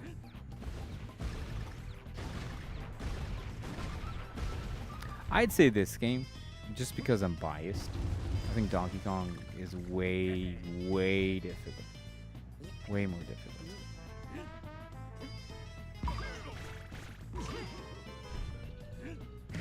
But, could be wrong, you know.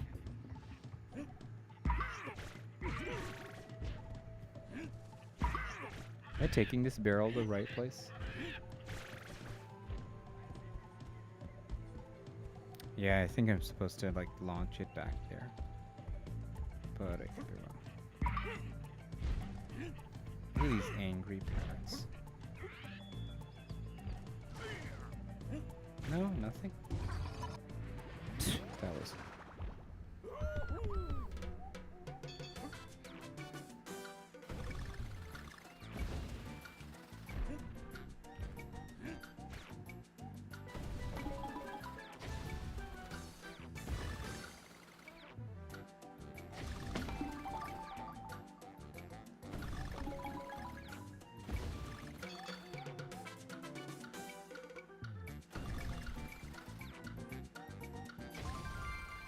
Oh, I already had that. Okay.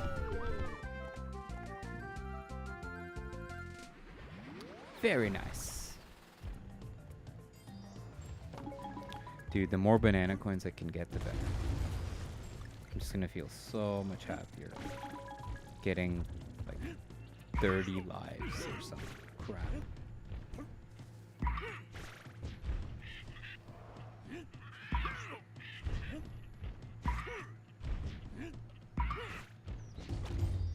There you go.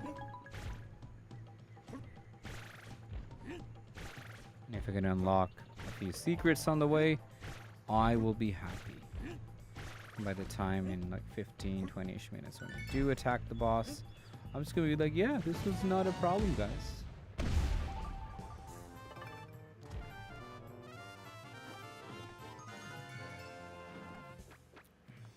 What? I didn't get all of them? I thought it did. Whatever.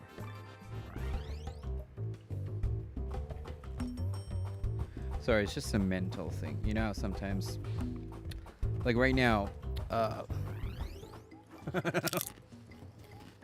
KNG baby, short for Kong.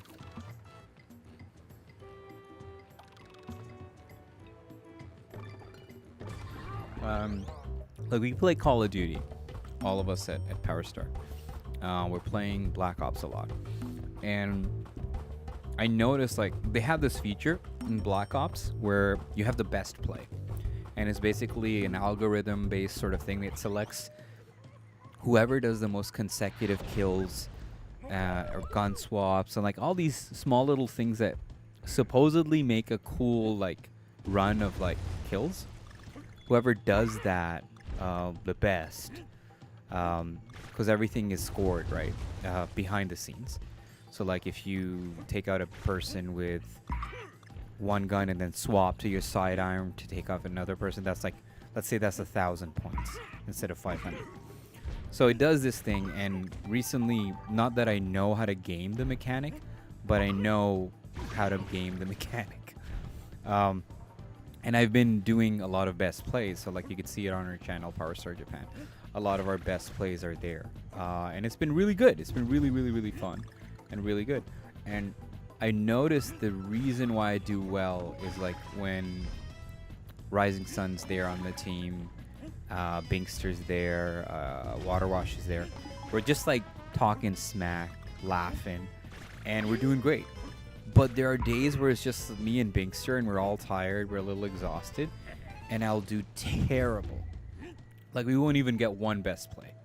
We won't even win matches. We pretty much dominate most of the matches we go into. We won't even win because it's just psychologically we're so exhausted. And there's no banter, it's harder to get into the flow.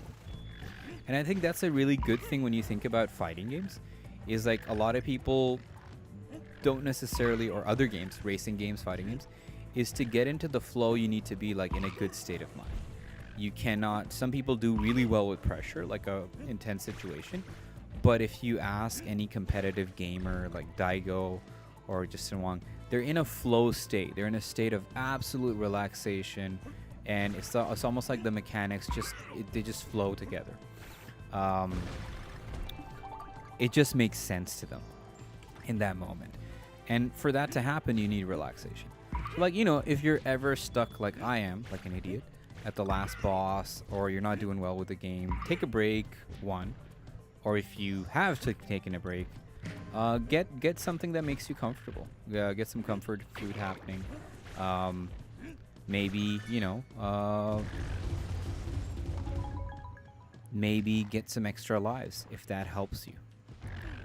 Because that kind of stuff helps me, because now mentally, if I have the lives, I'm like, oh, this is great because I don't have to keep going back and reloading that huge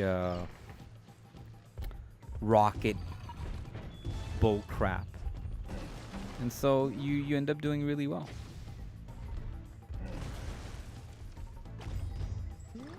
Banana coins. I need banana coins.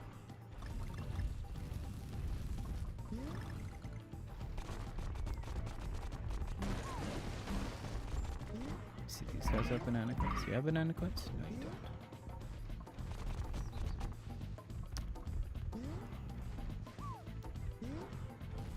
Okay, let's go this way. Or can I do it this way?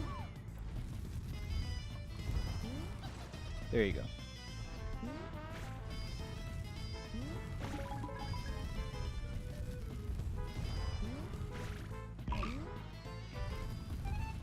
Let's go this way.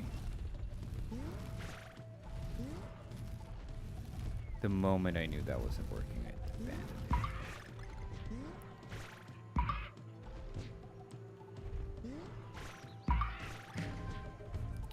That wouldn't be fair now, would it, if we didn't get that? There you go. Oh no. Thank goodness. Banana coins.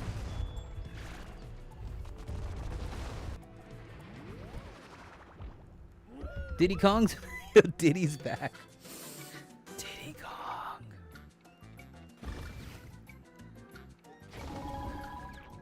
I'm sure some people got anxiety when they heard Yo Diddy's back.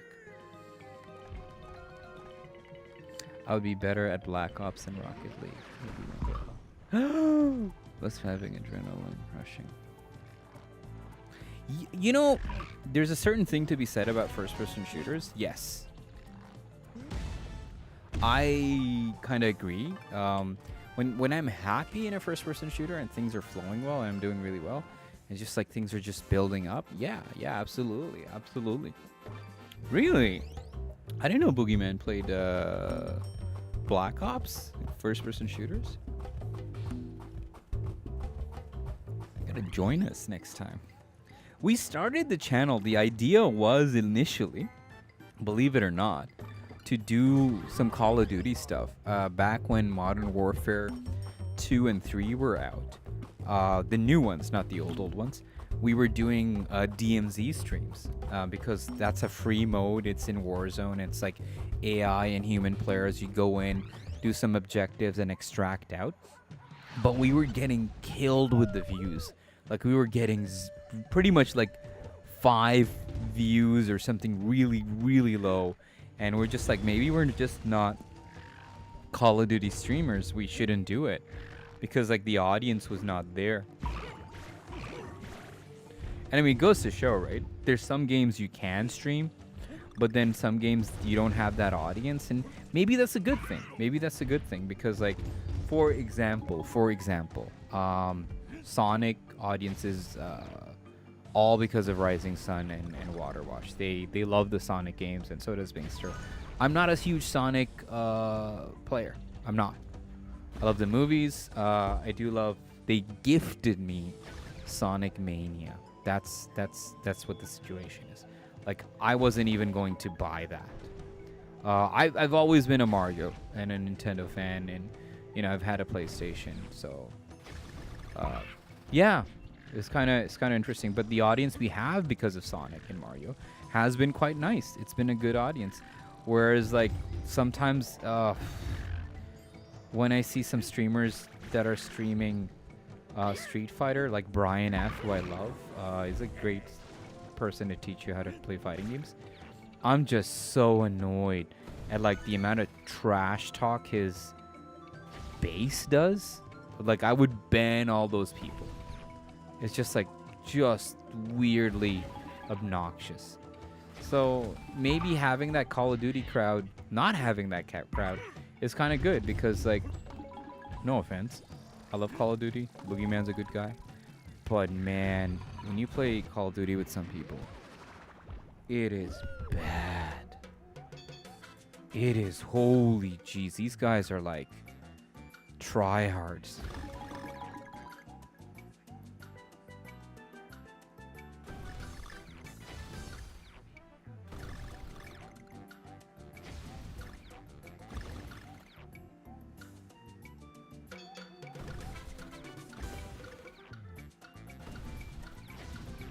Ah, damn it. Oh, it's okay. Even if you defeat Tiki Tong, the Tikis will somehow be here. Only when Tropical Freeze happens. So I'm completely gone and replaced by new enemies.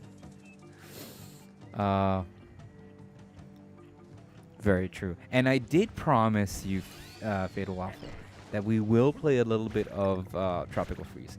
In actuality, that's on the schedule. As soon as I'm done this game and maybe a little bit of extra stuff like I'm doing right now, I do want to go into Tropical Freeze to illustrate how awesome that game is. Dude, Unreal... Boogeyman, you seem like you're maybe our age. Unreal Tournament, man.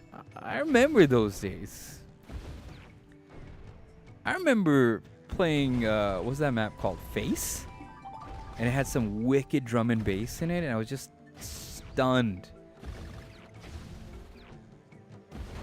dude, Unreal Tournament was so good. Are you kidding me? That was like, oh. Have you heard of? And this is a question to everybody, but Boogeyman specifically. I've witnessed plenty of toxicity. Yep. Facing Worlds, there you go. That's the one. Dude. Oh, sweet. I didn't know I could go back. I didn't know. I saved myself there. Dude, if you haven't, YouTube, the soundtrack to Unreal Tournament Facing Worlds. It was like those days, they felt like your buddies were making games. Do you mean like it was that good?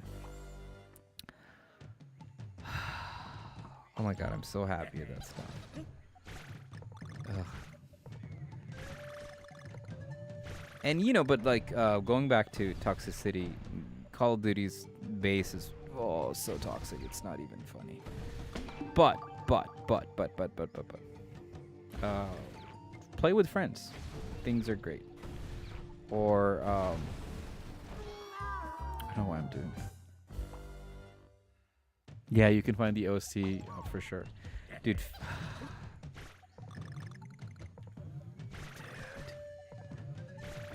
Unreal Tournament. Okay, so I was gonna ask before I died like an idiot. There's a game called Turbo Overkill, and it was described by some YouTuber as being a baby of Unreal Tournament, Time Splitters, and Quake. And I'm very tempted to get that game and hopefully stream it. Problem is, it looks really violent, even though it's like N64 era-ish. Like the graphics look like chunky, blocky N64 era.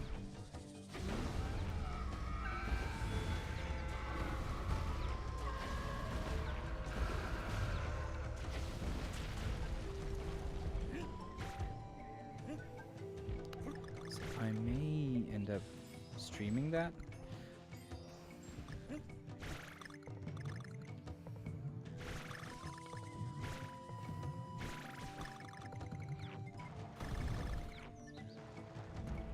Oh, okay, sweet.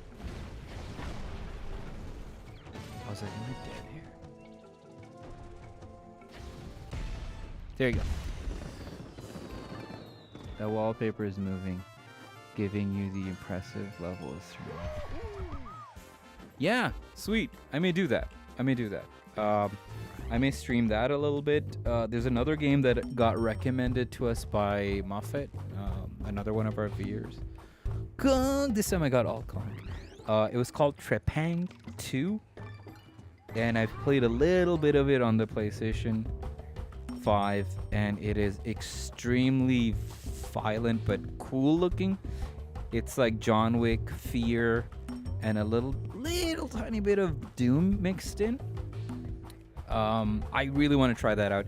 I got another game that's gonna stay a surprise. It's not as violent, but it's very obscure. And I can't wait to play that. And it involves guns, but it's not violent. And no, it's not Splatoon or anything like that. But I'm sort of debating if I should stream them, because before I stream a game, I try to play it to see if it's streamable.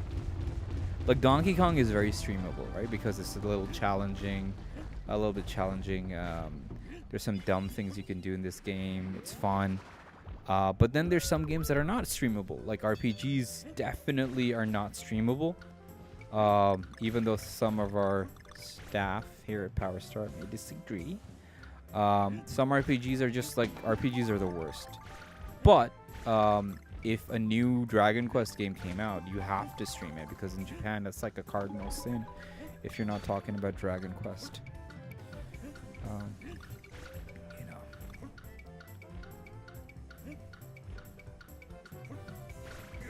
Oh, I didn't make it. I just think, like, we tried with Dragon Quest.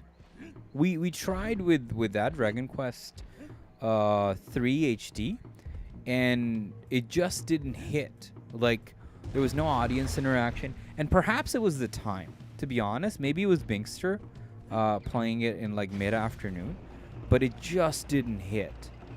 And like, you know, because we try to do things like, here's the thing, you all can play video games, right? There's no reason to tune into this channel if we're not respectful to you or entertaining or doing something. Like, if most people don't want to play this game or think this game is hard and we're doing this for you, you're gonna enjoy it, right? The entertainment has to have some value. But in an RPG, it's such a personal experience. That's what I thought. That's what my assessment was. It, and it was just like, we did even Mario and Luigi, the new Mario and Luigi game for Switch. Waterwash did that, and again, it just like, it was great, but we weren't getting the numbers, one, and two, the feedback once the stream was done. It was just like, it was all right. And perhaps it's dependent on the hours, because, you know, if you guys are sleeping and he's streaming something that a lot of people in North America love watching, what's the point, right? But that's the assessment we had. And if I'm using like language like assessment and stuff like that, it's because I take this stuff seriously. Me and Rising Sun take this stuff very seriously, because Power Star and even to a lesser Power Star and to a lesser extent even Rising Sun Retro were founded on the basis that we didn't like a lot of game YouTubers that we were following, because it became too much journalism. It became like, oh, politics and journalism. And to be honest, we shouldn't, like, that's not what gaming is, right? You shouldn't, you can talk about some issues that sometimes affect everybody, like, you know, layoffs or the industry, or God forbid it's something crazy. Oh, this is why did I pick this level? Something really massive or major happens. Like, you can talk about those things, that's okay. But like, for the most part, gaming should be just about games. It shouldn't be about any politics. You shouldn't be talking about any weird issues.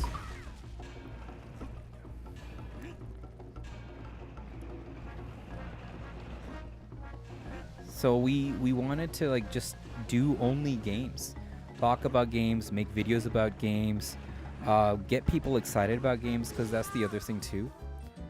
A lot of the stuff, I'm gonna die here, so I'm gonna quit this and go to another level. A lot of the stuff we were seeing on like other channels, it was just like so much negativity. Don't get me wrong, I love complaining, it's one of my favorite hobbies, but it was so negative. Like, people were making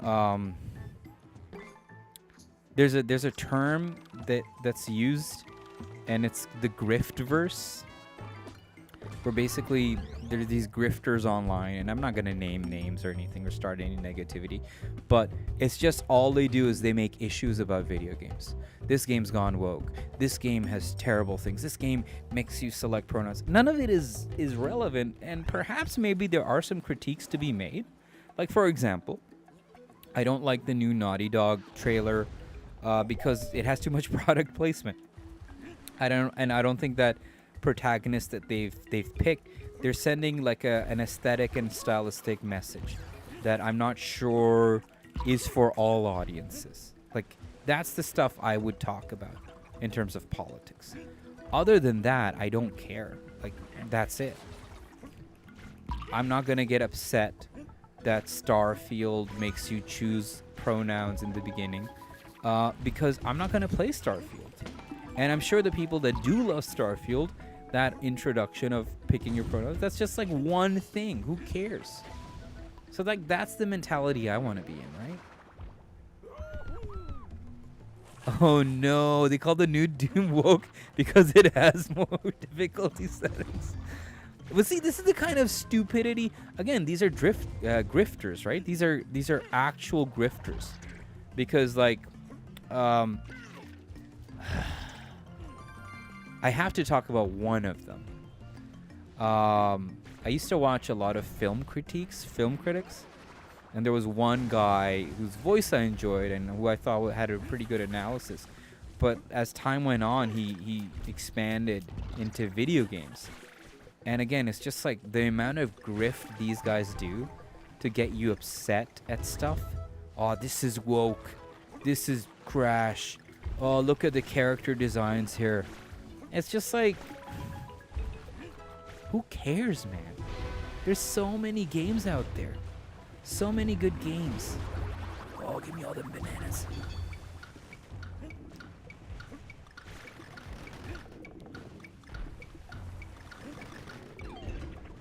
Oh, I didn't get all of them. Nice. So these grifters really kind of ruined my perception. And I was just very bitter and negative. And this is like 3 years ago. I'm still pretty bitter, but they were playing Resident Evil 3, and they were hating that why are things so woke. But Resident Evil 3 is not a woke game. They've updated the designs to Jill, sure. There's some dialogue changes, sure. But how is it woke? I don't understand. And that's the other thing. How is Doom woke? Like, what did these people play on a daily basis?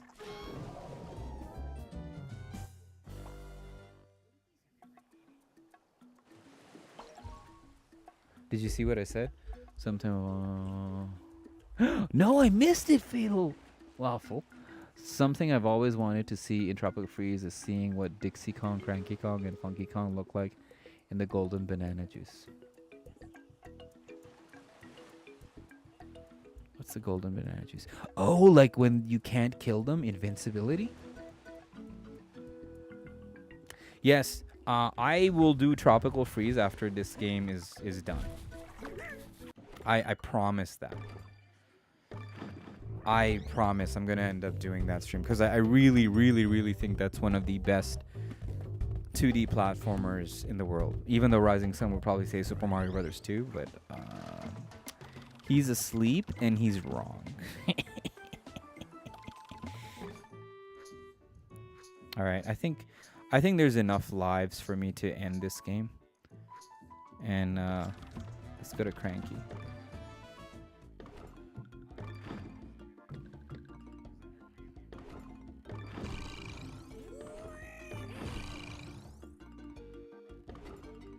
How much is this thing?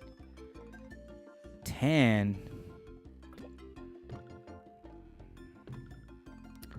I don't need that.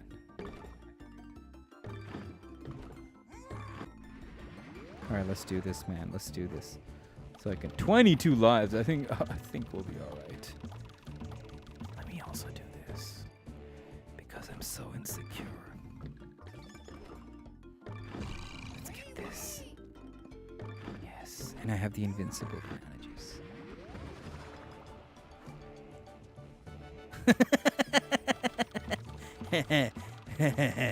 I bet you Surface they do.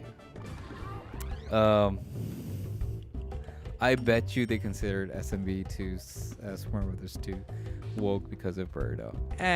You know, it's just this, man. You're supposed to enjoy games, man. That's it. You know, there's some games that are I would consider woke, but it's okay because they're not for me. You know, like I'll give you an example. Dustborn. It's a game that's like written with like stuff in it that I don't necessarily think fits into a game, but maybe some people do. You know, maybe some people want that kind of stuff. It's just not for me, and that's okay. And I don't have to play it. I don't have to talk about it on the channel. That's cool. It's all right. And that's all I care about. It's like if there's a game that you like and it appeals to you, that's good. That's cool. I can accept that. If somebody comes up to me, like if Binkster comes in tomorrow and he's like, hey man, I love Dustborn. That game speaks to me. I'll be like, great. That's fine. I'll poke fun of him because he's my friend. Or at least I think he's my friend.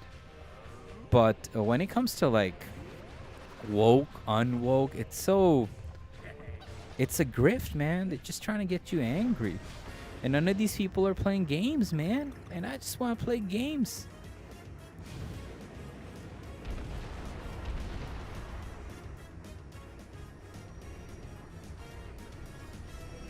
Oof. Yes, let's get that 23. Jordan levels of numbers. But now we are at the end game. Finally, after such a long while. This will be, hopefully, monumentous, hopefully. Oh yeah, go fast.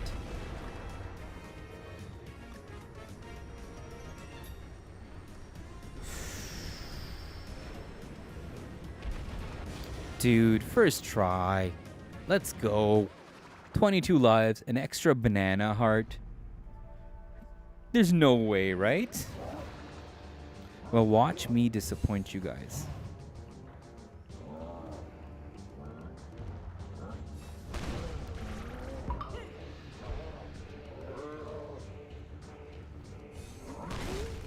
Thankfully, we have 2 hearts. Thankfully. Oh my god, really? Oh my god. It's okay, it's okay. It's okay. I got overconfident and cocky.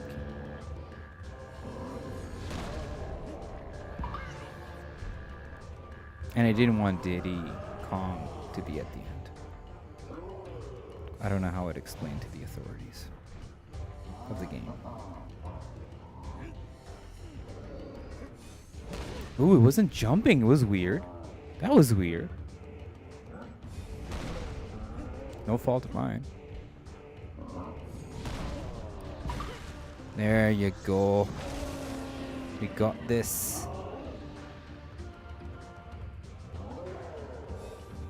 There you go. Come on, Gramps. Keep it going. I hate this one. Oh, I hate it when he fakes that stupid wall thing.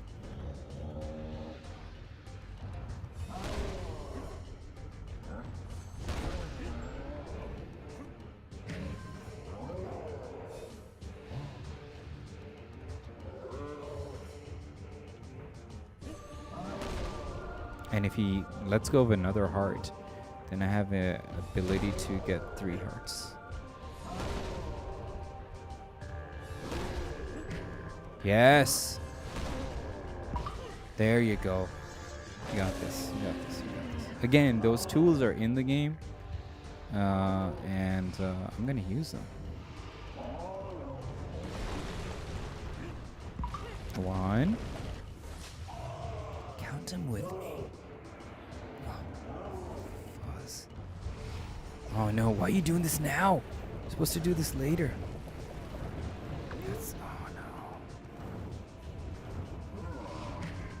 no. Oh damn it! Should have rolled and jumped. But all I care about is hurts. 2. There you go. One last one. Come on, come on. Oh, I hate this one because it's like, oh no, that was the easier one. There you go. That's it. That's a good one. That's a good one. I don't like the other one. Oh, Jesus.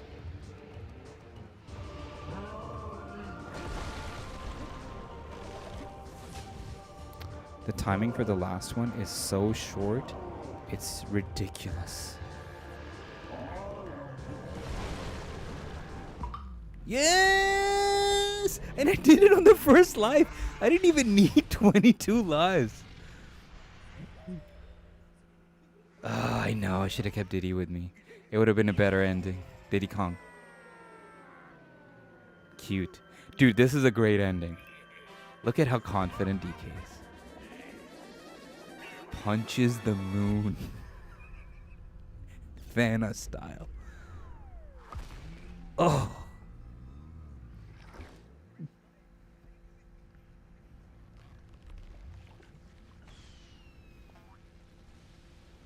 What a beautifully cartoonish ending.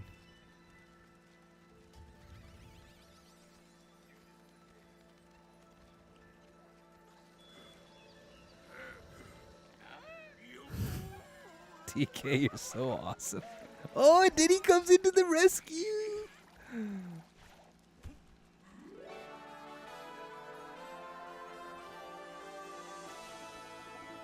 Bananas everywhere. They're happy.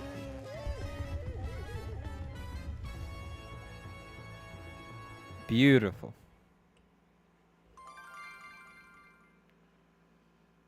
Music gallery updated. Image gallery updated. Based on the work of the original staff. That's good. That's cool, man. I love it.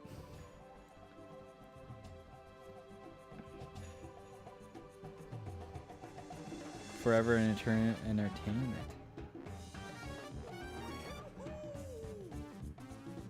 You know, some people find that last little thing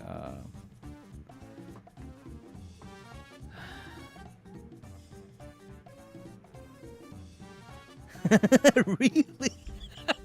If I did the final boss with just Diddy, Diddy would have knocked the moon out of orbit with his head. That would be you need 2 players for that, right? Because then you can control Diddy separately.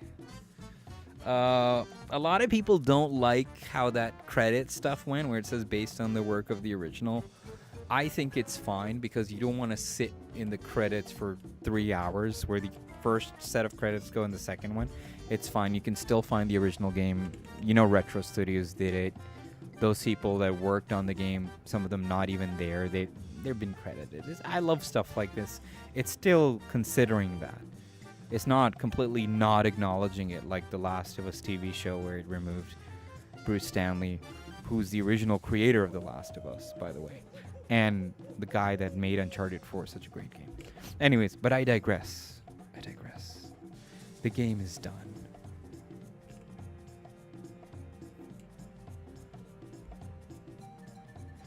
3DS. 3DS has no motion controls.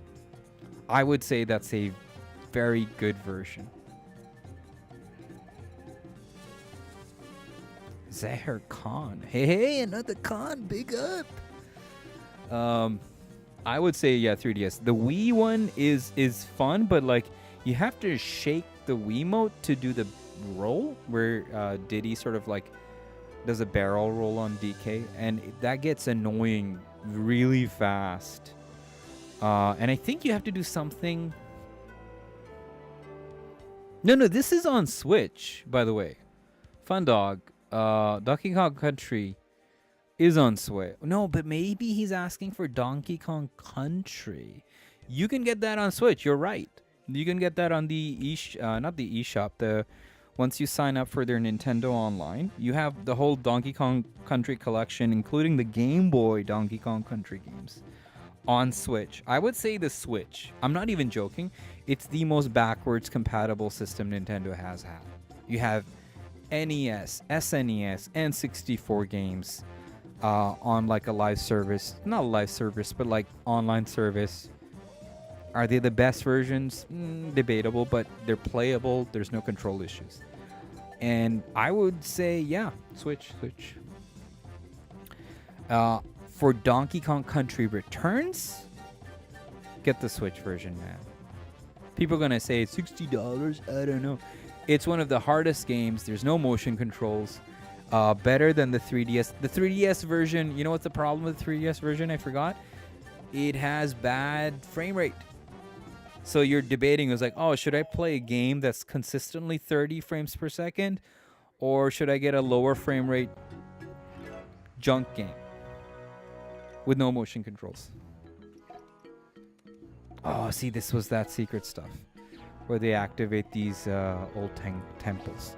So there's more endgame stuff, but this stuff is really difficult. And I'm not sure I'm that talented to do these temples.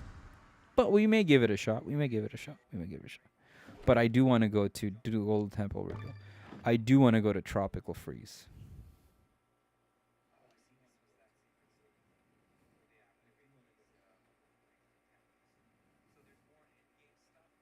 Dude, Surface, man. What do you speak in my mind here, man. We've debated that. How easy would it be to release Smash Brothers on Switch Online? The N64 version, but now you can play online, obviously. Release a cart. Call it the Smash Brothers Collection. The GameCube version. And you can also play Melee and maybe Brawl if you're feeling really ambitious. And people will eat it up. People will go nuts. So this is the Golden Temple. Oh wow, isn't that cool? So the big tiki head is gone because it got crushed. And now we have the secret Golden Temple. Oh, this is so cool, man. Despite GameXplain constantly complaining, pitching about this game, the first sometimes doesn't render, blah, blah, blah, blah, blah. It's a great game. It's a great platformer. What matters on a platformer? Frame rate, controls. Frame rate is solid. Controls are solid. It's tight. It's perfect. It's not an easy game. It is extremely challenging. And if you want to enjoy Tropical Freeze, which I would suggest you do, you must gather 8 rare orbs to taste the secrets of the Golden Temple. So this is that. So in each world, you need to complete Kong, and you get like a rare orb. You get I think you do a temple thing, and you get a rare orb, and you bring them to the Golden Temple, and then it's like even crazier. Really good endgame stuff here. I'm happy. I'm really happy we're done the game. Again, mindset and psychology.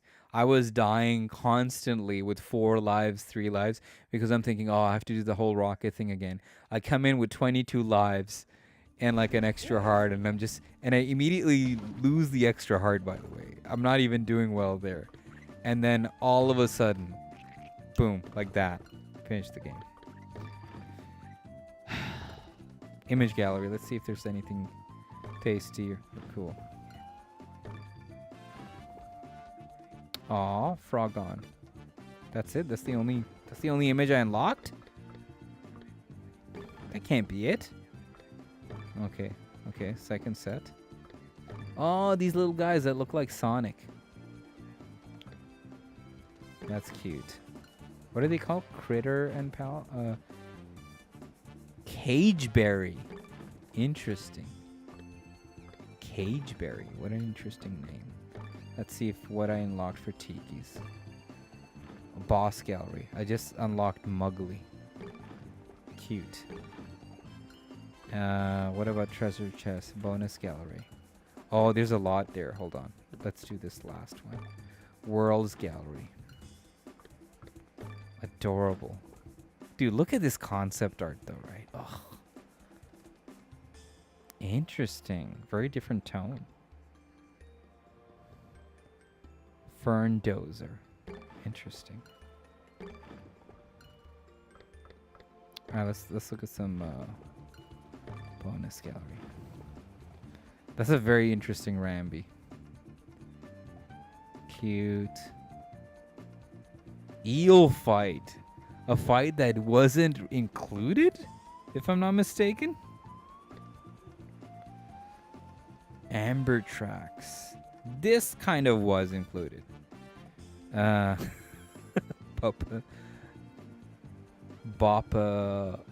Podamus.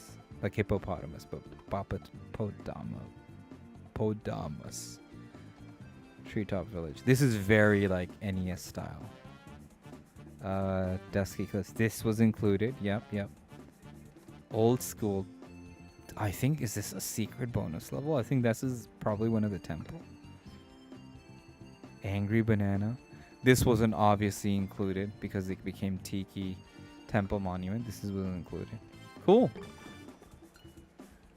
You have to do every temple in every world to do the Golden Temple. They are hard and no checkpoints. Oh, so it is. My suspicions are confirmed. Okay. I knew it. I knew it. Yeah, I'm not gonna. It's gonna be terribly difficult. Oh, I have to get all the puzzle pieces. Oh, I'm so glad, man. Still, I must say, great percentage of game complete.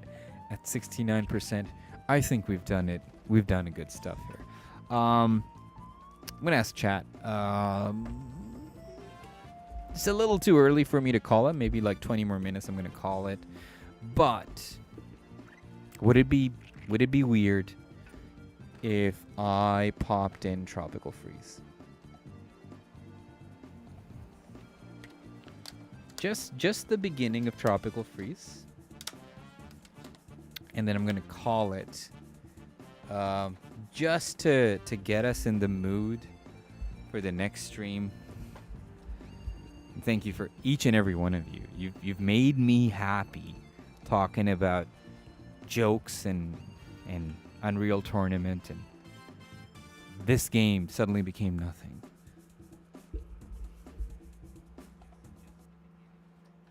So the stream's gonna die for a bit.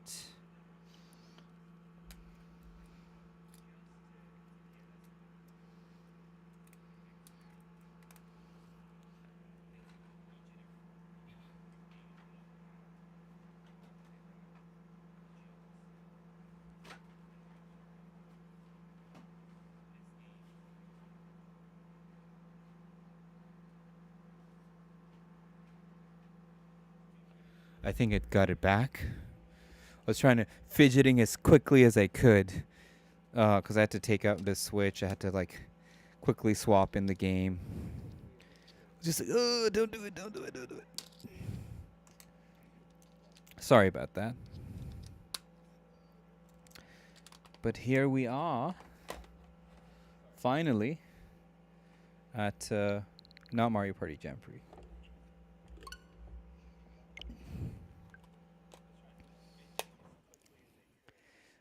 I would so love to do Extreme G. You know what? Why not? I'm just gonna do one level of Tropical Freeze, and then I'm gonna do one level of Extreme G. We're gonna end it with Extreme G. Good music. And yeah, we're gonna call it after that, and that should be great. That should be good stuff. Cause I do love me some Extreme G.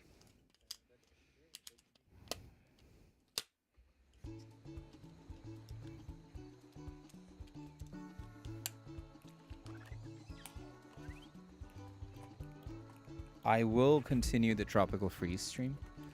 And I may do a separate stream of more racing games.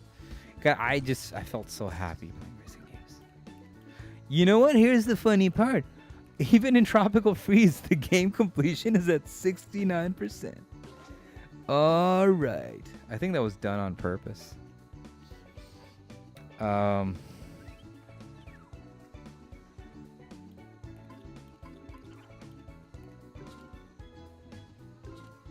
You can change your control mode. Okay. Continue. I mean, the graphical jump in Tropical Freeze and musical jump is staggering. Extreme G is an N64 racer that made it all the way to what am I thinking? To the GameCube even. Tropical Freeze is so crazy, man.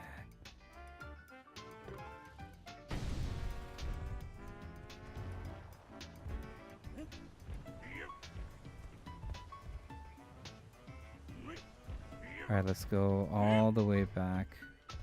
And it's got Funky, man. I can't fault that. Funky is so righteous and so cool.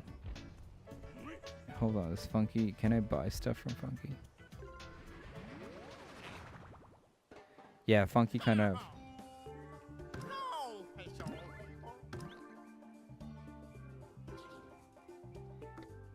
And again, the menu system is so much cooler too.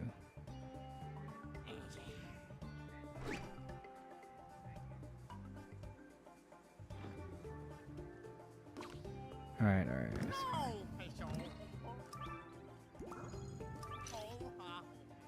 Oh, you can get even toys though. Oh, that's so cool. This game has a lot of mechanics, man. Oh. Look at Funky's fur, man. It's beautiful. All right, let's just do one level. All right, and maybe my favorite level in the game. I'll show you that one. Again, look at like the sort of small backdrops are like full screen now.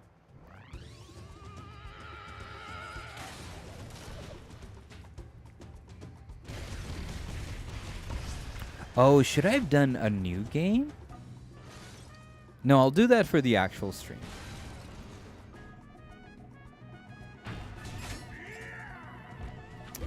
Oh, you're lucky.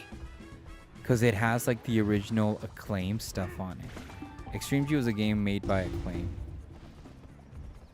Oh, look, it has DK Country Returns.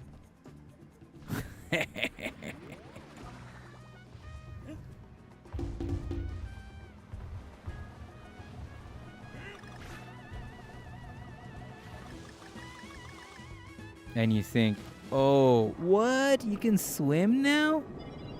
DK, look at that. Why do I like this? Because, oh my god. Like the swimming controls. Can I? Yeah, I can do that. It's just so good. This should be the most annoying section, right? Yet swimming in this game is so smooth. And again, instead of those depressed parrots, you have these dodo birds. Still same mechanics.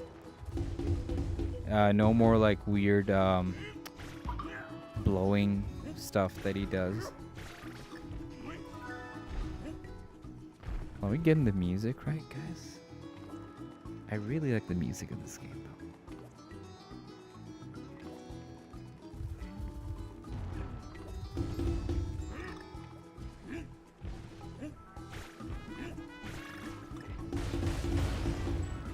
And you can see for a game that's like almost, I want to say 6 years old, the fidelities.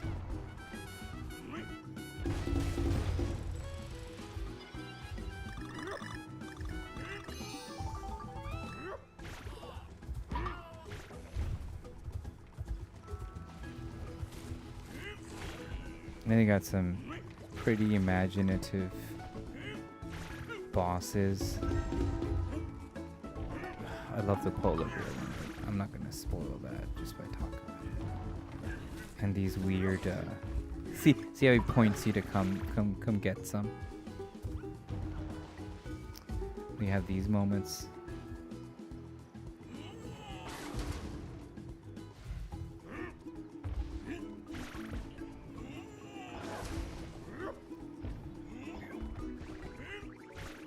And then you have this banana fairy.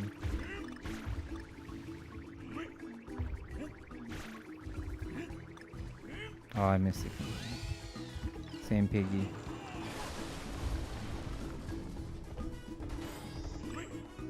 I honestly think this is one of the greatest platformers. Honestly. And see how on the screen it says LNR? That's like a screen clearing mode you can do. And then you have the different barrels. So this is... Oh, it said DD. I thought it said Dixie. That's the DX barrel. And Cranky could jump on the spikes.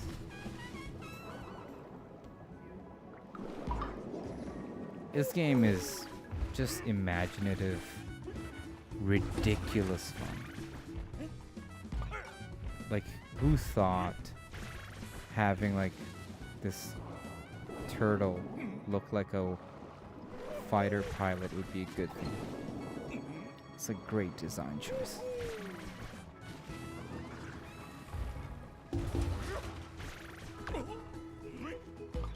Can I grab him? Yeah, I can.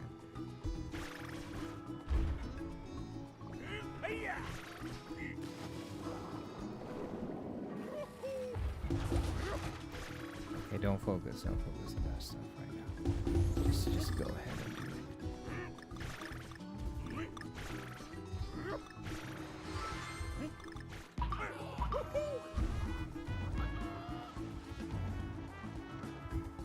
And then the Viking ship in the background. Those are the bad guys in this game. Like, already, fidelity-wise, this game's looking a lot good. A lot better. Whereas DK, Donkey Kong Country Returns as a Wii game. This was made for the Switch. And you can already tell, right? Camera movement is nice. Really nice lighting. A lot of depth. Ugh.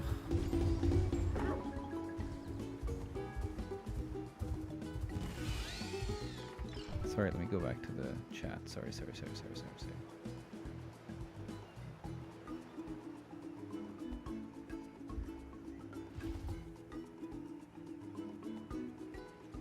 Imagine Donkey Kong RPG. Oh, dude, that would be so sick. Really, they've, I saw a video service where they put Mario 64 on a Game Boy via some emulation tool, and I was shocked, man. Honestly, modders are insane. I'm trying to think what Boogeyman said right there about like having StreamG on cart. I want to say I have it, but I think I don't, which is sad, man. I wish I had it. That's a game, man. That's a game. And we'll end with that. I'll just do one thing and then I'll do Extreme G. Oh, I missed that last banana.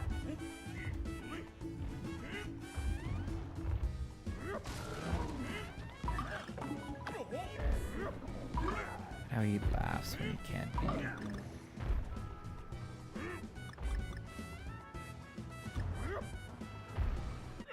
Oh,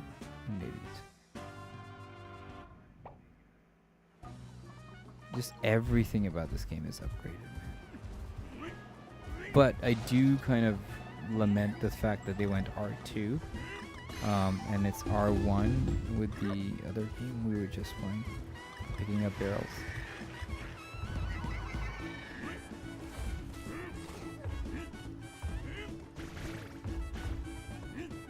I just want to get to my favorite level. There's so many levels I love, but there's one that just stands out. I remember seeing that for the first time and just being just really happy that that was in the game.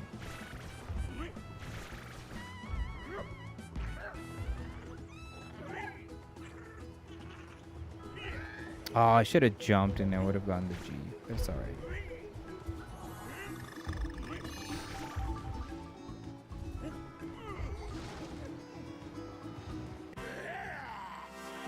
Team attack, and it's like a clearing attack, which turns enemies into one opponents. Cool.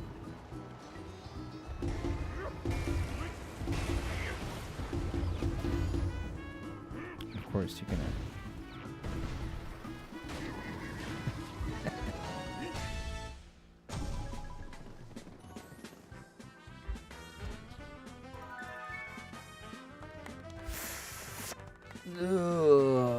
Let's see the chat. Oh, hey. Fatal Waffle, what do you think of the final boss of Tropical Freeze? He's good. He is better than Tiki Tong. I was hoping... what am I trying to say? I'm glad it's not what I thought it would have been. I'm glad they didn't do like a whole subversion, and it turned out to be like King K. Rool or something. But like you face a pretty massive Viking leader, and I thought that was well done. Everything in this game is flawless. This is my favorite level. Lord Frederick is his name. He's good. He's good. Is he memorable? For Nintendo, no. Because if you go to the Donkey Kong theme park land, it's all tiki. They've went with that theme. And because Nintendo had like a heavy hand in what they wanted the enemies to be.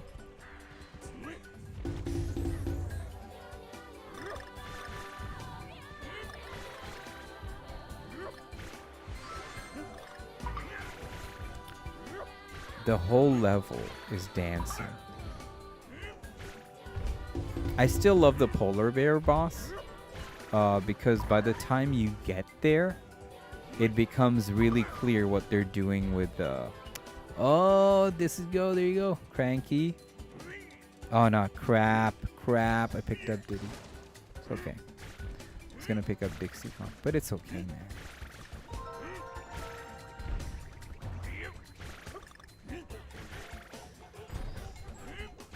Just the vibes of this level, man. Friggin' hell, I love it.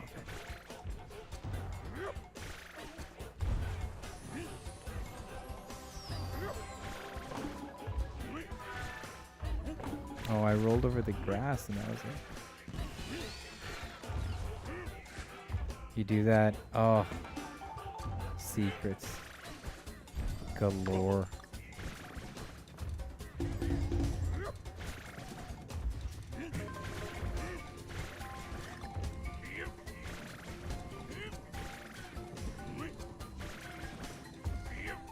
Just the music, man.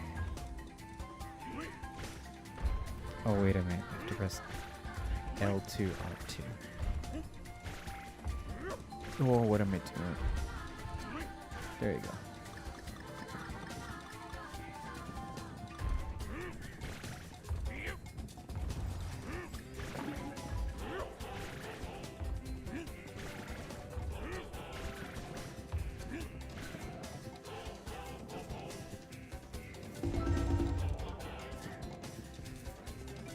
When I first saw this level, I was just stunned.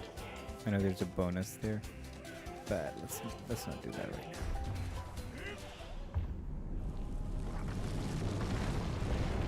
Look at this, man. This is just Lion King levels of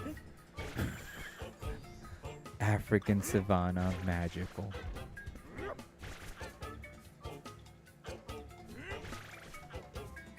Beautiful. Oh, this makes me so happy.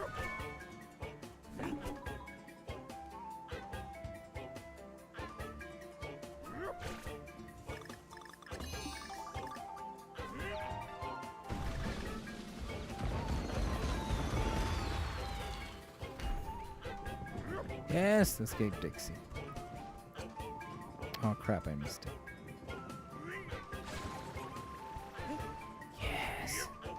And she just floats. So, she's great. Man, I just lost her like an idiot. That is great too.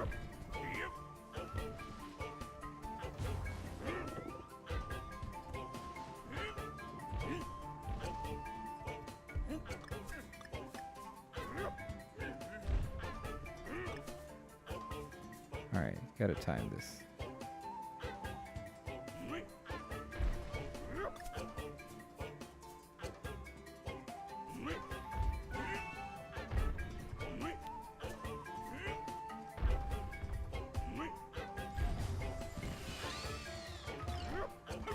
Oh, this game, man.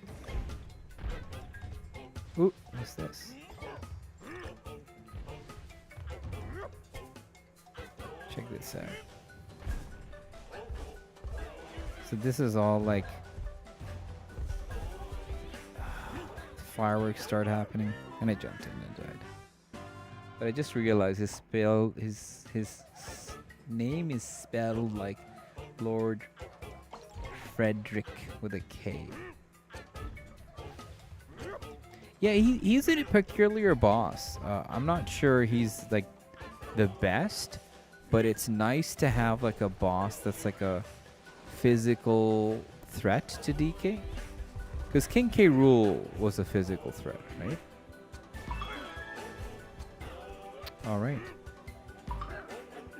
Oh, I'm an idiot. I'm ruining the ending to this level.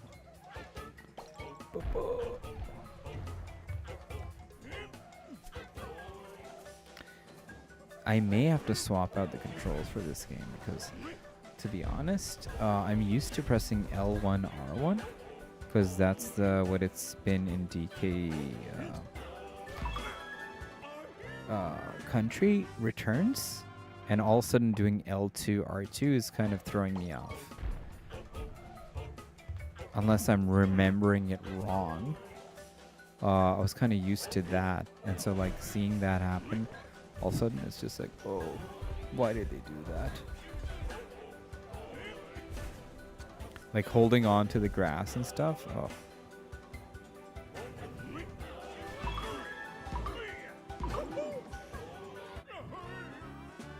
I don't get why Frederick would have the title Lord. Only godlike beings.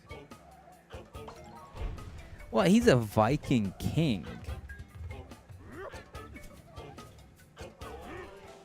And it's kind of odd because he's like a Viking, so it's like, why would a Viking have that, you know?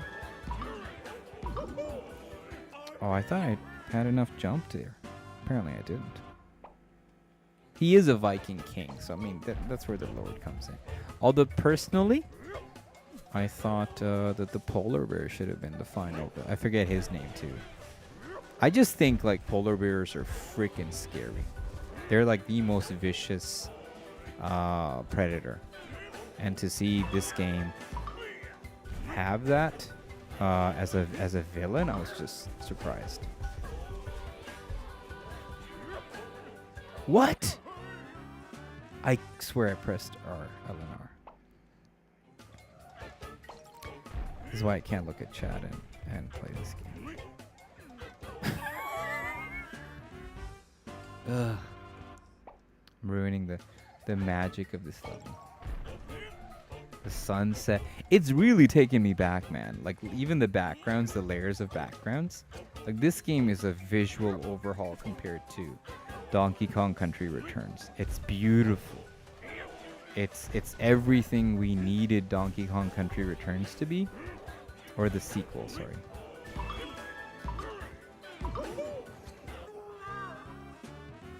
Keep dying at the same thing, man. I should do it when it's less. Like when I can jump back up.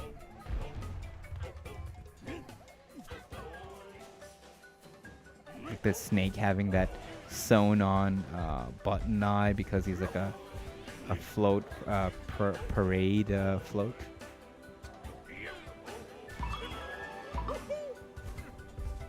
It's just gorgeous. Fireworks happening. This game, man. This game.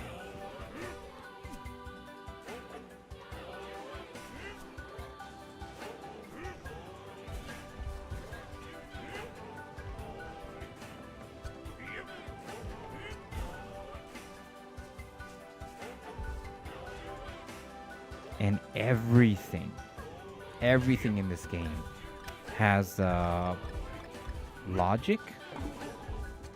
By that I mean like everything is like these platforms, you see the backgrounds are tied to something. Oh, what a drop. There's floating platforms, sure. But even like these trees that are dancing, right? You see why the platforms are suspended.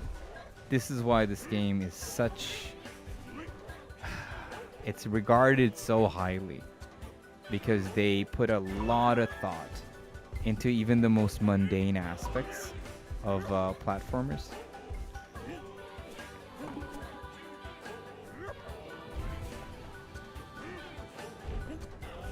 And when you get really good at this game, not like I am right now, it's magic. It's just magic, absolute magic.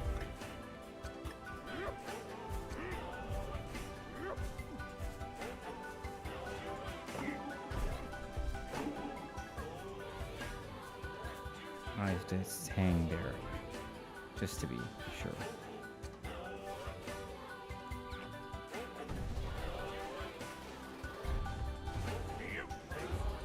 Look at that, man. Beautiful. I really, really love this game. It's really, really.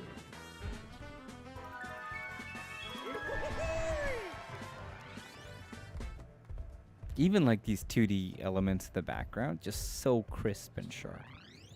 And loading, so little loading. And then once you beat these worlds, which are already amazing, then you go to like frozen Kong Isle. And you sort of tread through the old areas, but now completely different. So it's basically like having double the amount of stuff in Donkey Kong Country Returns. And that's the final boss. But we're not gonna do that. We're gonna stop this. Do I have anything? Images. That's weird. Dioramas. Dude, I gotta unlock a lot of this stuff. What about figurines? Oh, they got like these cool little figurines. Look at that. Look at that. Look at that fart. Beautiful. I just got that, right? Cute. And I love Randy. It's stupid. I love it. I absolutely love this game. The bad guys. Look at this. I think he's one of the bosses. Scowl the Starling. Yeah, he is. Ugh. They're all like evil Vikings. Even their bad guys, man. They're cool.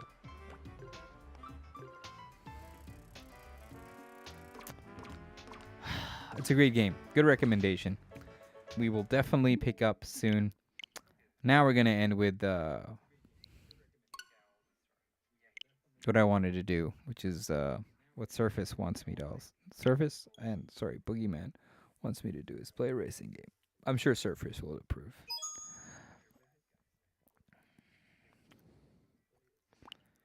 This is Extreme G, guys.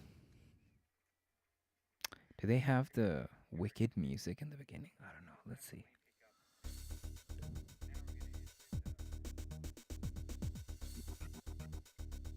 Oh, look at that music.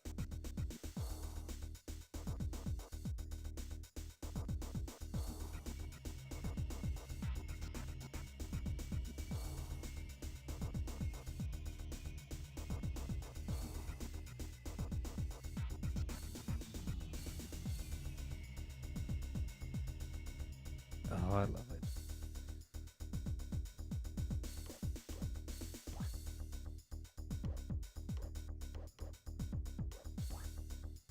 Extreme contest.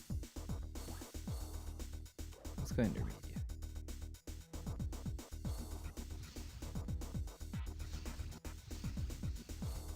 I gotta go con, man.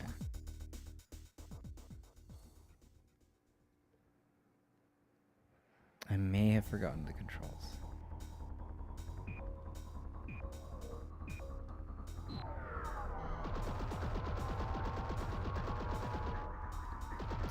Oh, what is it? There you go. It's L. It's Z. You have to hold the Z trigger.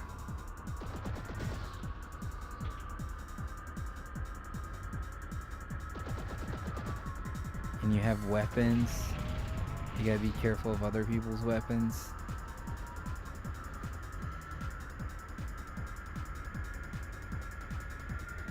You have a turbo. You gotta manage that.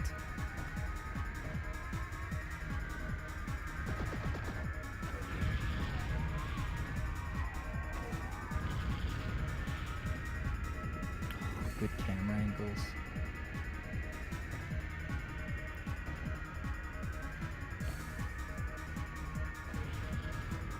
Dude, this game, man.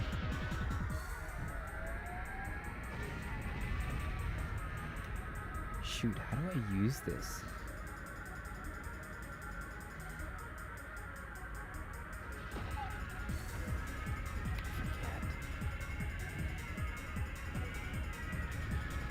It's not that. It's not this. It's not this button. It's not this button. Not this. That's break. Oh, why did I press that button extended?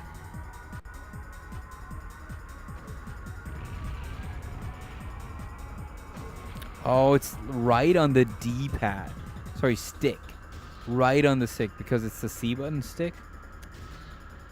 Oh, so stupid. I was like, how do I use this? That's okay. Let's turbo it up. If I have any left.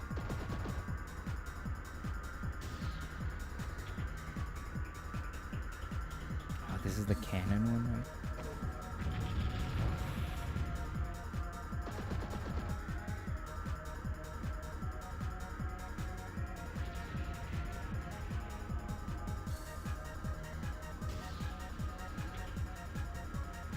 I mean, for an N64 game, jeez.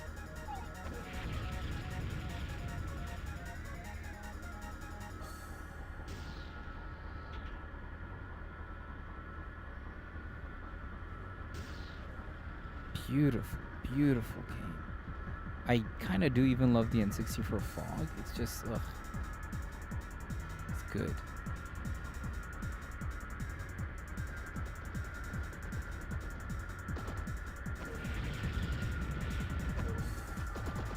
And you can shoot guys and slow them down. But they can do the same to you.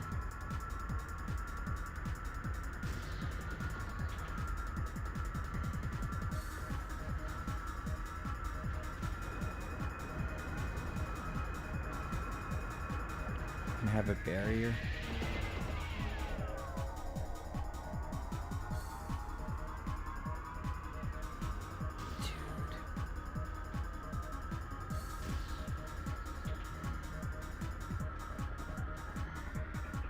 Oh.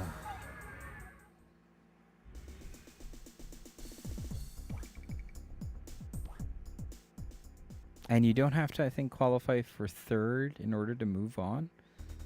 Yeah.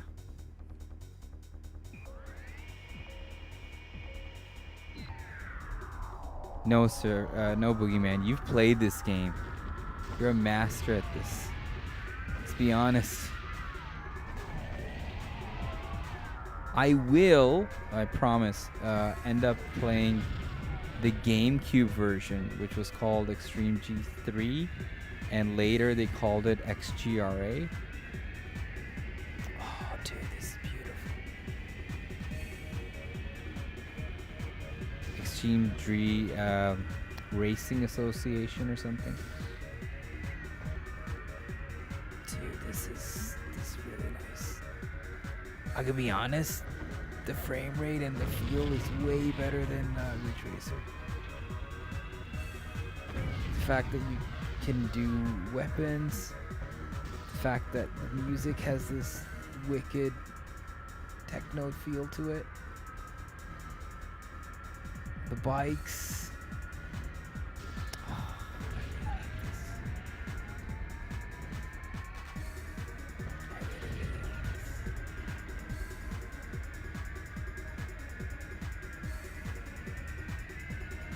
And then you can turbo down and launch that guy into oblivion.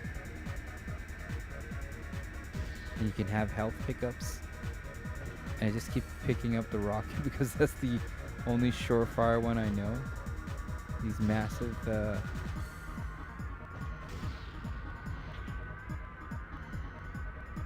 dude, this game's sick.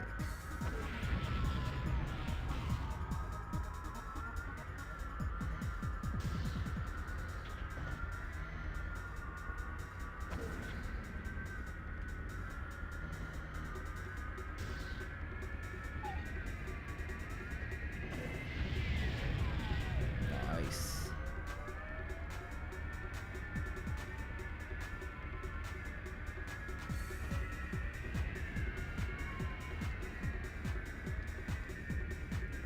Oh, I keep switching cameras.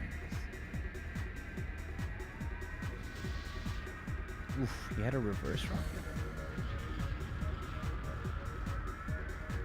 You're in my sights now, guys.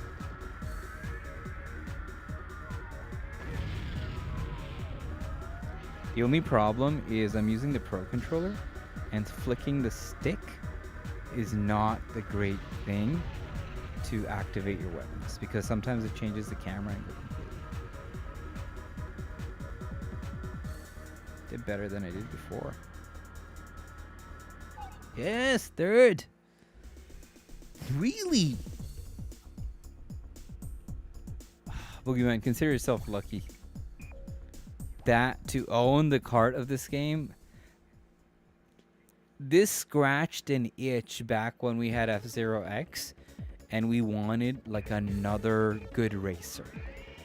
This really scratched that itch. This was one of my younger brother's favorite N64 games. He just loved the idea of motorbikes.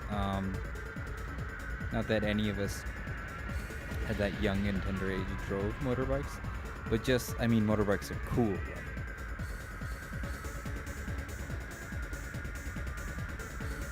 And I mean, the loop-de-loop tracks, ugh.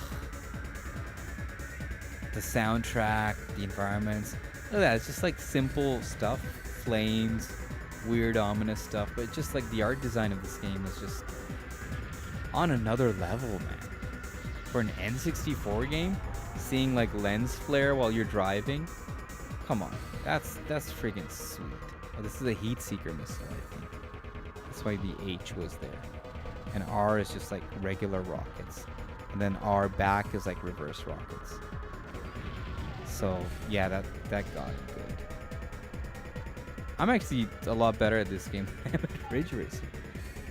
How about that? And you have 3 boost cycles, see on the top left.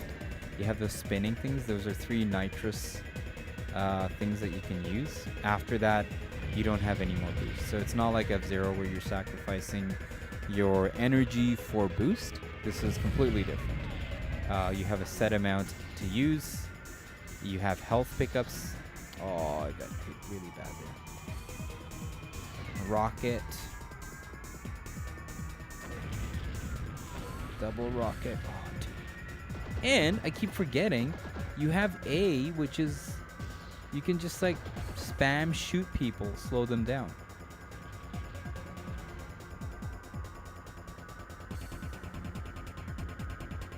Dude, this game is really good.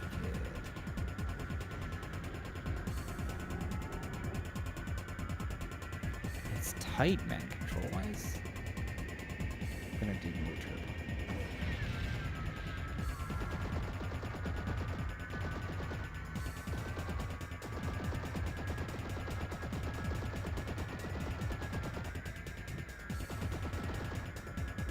And even your, like I was shooting, even that's limited. There's like a bottom gauge that counts how much you can shoot. After that, you can't shoot anymore. Oh, is this? Yeah, shockwave throughout the entire level. Entire track, or at least half the track, I think. It's pretty cool, man. I love this game. 3 rockets. Don't mind if I do.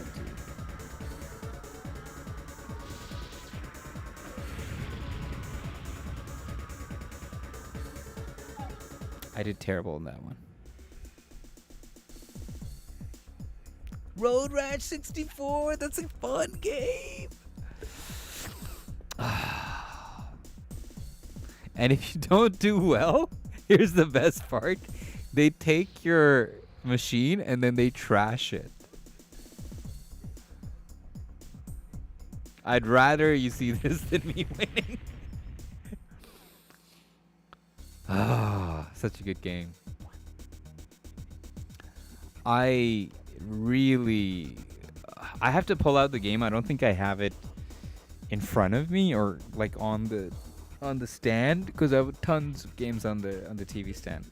But if I can pull out Extreme G3 for the next round on the GameCube, I will definitely pull that out and play that. This even had a wicked multiplayer, head-to-head battle arena. Battle arena was weird because you can like you had different ships. So let's say I pick this ship, right? Oh no, I can't. I can't without the other place.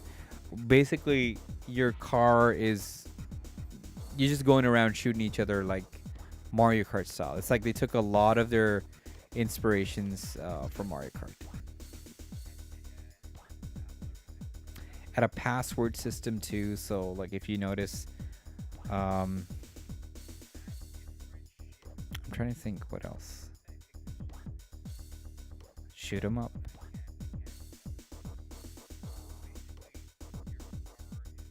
Oh, this was like the cover of the N64. That last image.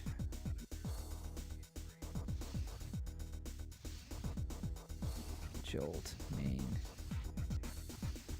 And these cars in the new version have drivers. Like Ray's has like a really cool. I think it's they changed the name and just give the drivers a name.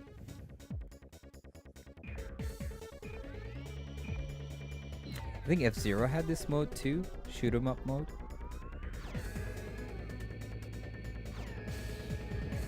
It's called the Death's Race mode.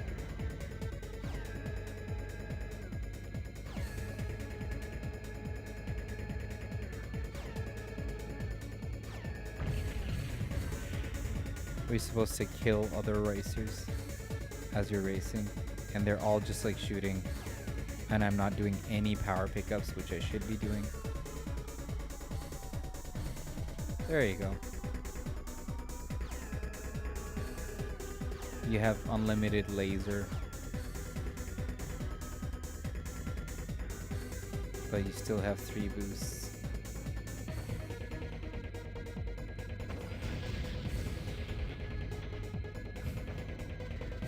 It's kind of dumb. I love it.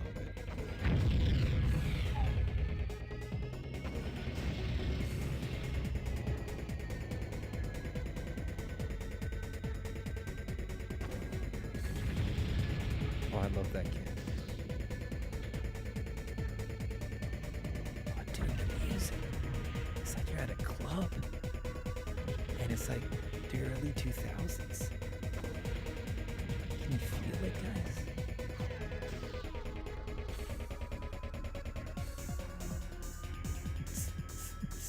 This is honestly as stupid as it sounds. I love this. It makes me so happy. I love all kinds of music, but like there's a special place in my heart for electronic music. A really special place. I will never not hate it. Sorry, I will always love it. I shouldn't say never not. I absolutely adore it.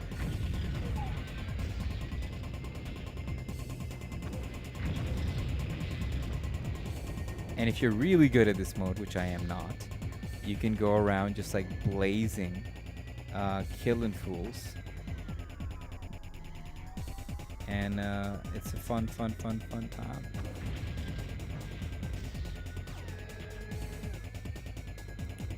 Here you go, guys.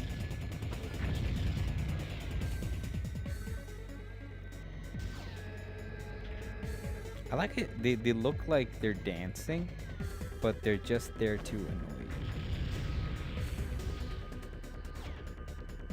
Sort of mock you to try and kill them.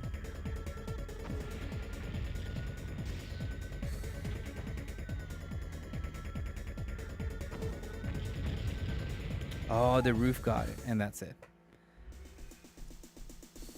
Yay! Player 1A. Let's just end that. 13 kills. Nice.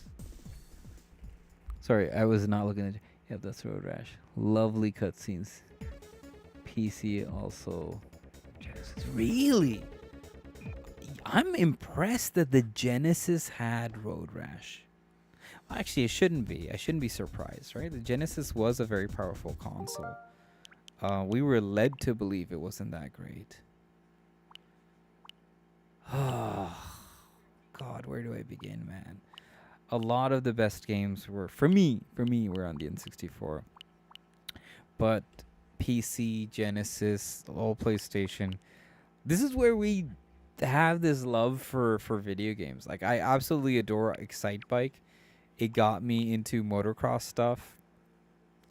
1080 made me aware of snowboarding. So like when Sean White snowboarding stuff came out and he was like a big deal, I was well aware. Tony Hawk, which is not on here, got me into skateboarding. Um, isn't this magical? Like video games is a genre that sort of opens your horizons to sometimes new stuff. Jet skiing, kart racing, becoming a doctor. you know, um, it's beautiful, man. It's wonderful. I do want to play more of Ridge Racer 64, but I also want you guys to see Ridge Racer. Is it R Type, which was the GameCube version, which had like a story mode. And what's so crazy about that game is like, for no apparent reason, it's about the woman Reiko, and she's like a racer. First, she's an ambulance driver, and she's so good, so she signs up for. She saves someone's life, and like somebody notices that she's driving the ambulance like a crazy mad woman, and they give her a contract to race. And for no reason, there is no reason. There's a shower scene in a cutscene where she's showering and puts on a racing suit. There's no reason to have that, but they managed to squeeze that in there, and it was hilarious, equally and kind of like just you're just stunned. You're like, why? You don't see anything, but it's so bizarre and overtly sexualized. And again, after that, I think they were criticized so heavily. So the Ridge Racer games that followed after kind of feature Reiko in there, but they kind of dumb it down. She's just like a racing queen. She's not forefront of like, like how Ridge Racer 64, she's like the icon of the game. No more. So hopefully, hopefully I get to show you that amazing racing game. That is a bit more sim, and very there's very little drifting. We're gonna call it on that. I want to leave this intro happening as I call it exclusive 4-player mode. Uh, for Ridge Racer, absolutely. Ridge Racer 64. That's the thing I'm sort of debating. We have super chats and stuff. I'm not forcing anybody to ever sign up for that stuff, but it is nice. And I think one of the things that we're thinking of is like, especially within our small community that we have, some of the people that we enjoy and that we love talking to, if things line up and match up, it would be nice. It would be really nice to play games with those people, and just that's it. Simple as that. Hopefully, we're very close to another milestone at Power Star for 2000. If we get there, I personally want to do some giveaways. I have a lot of um, I have a lot of memorabilia and stuff I want to give away that I just can't hold on forever. Like for example, when I bought Mario Kart, it came with like postcards on the Wii U. So maybe I'll give that away as a small giveaway gift. Or there's some digital codes for some games that would be good prizes for mostly the people in the community, because they'll be the ones most active and on stream, and hopefully we can have that happen. Yeah. To answer the final question, is the Wii a good console if I don't like motion controls?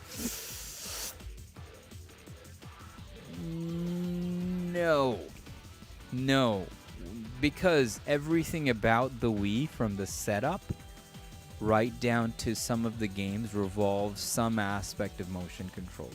For example, you need the sensor bar to be set up, and that requires motion controls, right? The Wii U, I would say, is better, because the Wii U, you could use the tablet as a Wii screen, and you don't necessarily need the sensor bar to be set up. But if I'm not, correct me if I'm not wrong, if I'm wrong, but the Wii is motion control heavy. However, the Wii is also a very good GameCube player. Not the small red one, the old Wii, the white one and the black ones. The black models. Those are GameCube players. They have ports for GameCube games. So GameCubes are in high demand, and a lot of them are crapping out. I personally replaced my disc reader laser because it was gone. It wasn't reading properly. I learned how to fine tune it till sort of like there's a, what is that thing called? You sort of like dial in the amount of power the laser could have, and it wasn't working. There's a word for it and it escapes my memory. So I ended up buying a new disc laser board from a person's been selling like GameCube parts in Japan, and I ended up getting it, fixing it myself, and I can play that. Or I could have bought a Wii. But I had a Wii and my brother has taken it, so he has a great GameCube player. So yes, I don't like doing physical activity when playing games. Neither do I, man. Honestly, I don't. But I think games like Mario Galaxy 1 and 2, you can literally be sitting on the couch with your arms spread apart, like, or around somebody, and all the most you'll be just waggling your wrist. It won't tire you out. Zelda, same deal. It's good for aiming. Like when you aim with the Wiimote, it's insanely accurate. Zelda, Twilight Princess, like I was on horseback just shooting stuff, and it just felt great. Metroid Prime was such a great game. Metroid Prime 3 with the Wii motion controls. For first-person shooters, it's great. For aiming, it's great. For strategy games like Battalion Wars, it's great. Mario Galaxy 1 and 2 are great.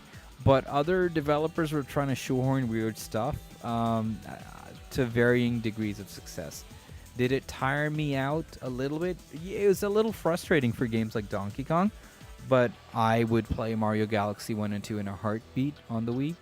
But thankfully, they have Mario Galaxy 1 on the Switch. I think the Wii is a good investment to hold on to because of the GameCube player. And with that, FF1615. You know, the Wii has a game that is not motion control heavy, but Sakaguchi, the creator of Final Fantasy, made a game called The Last Story. And that is fantastic. It is fantastic.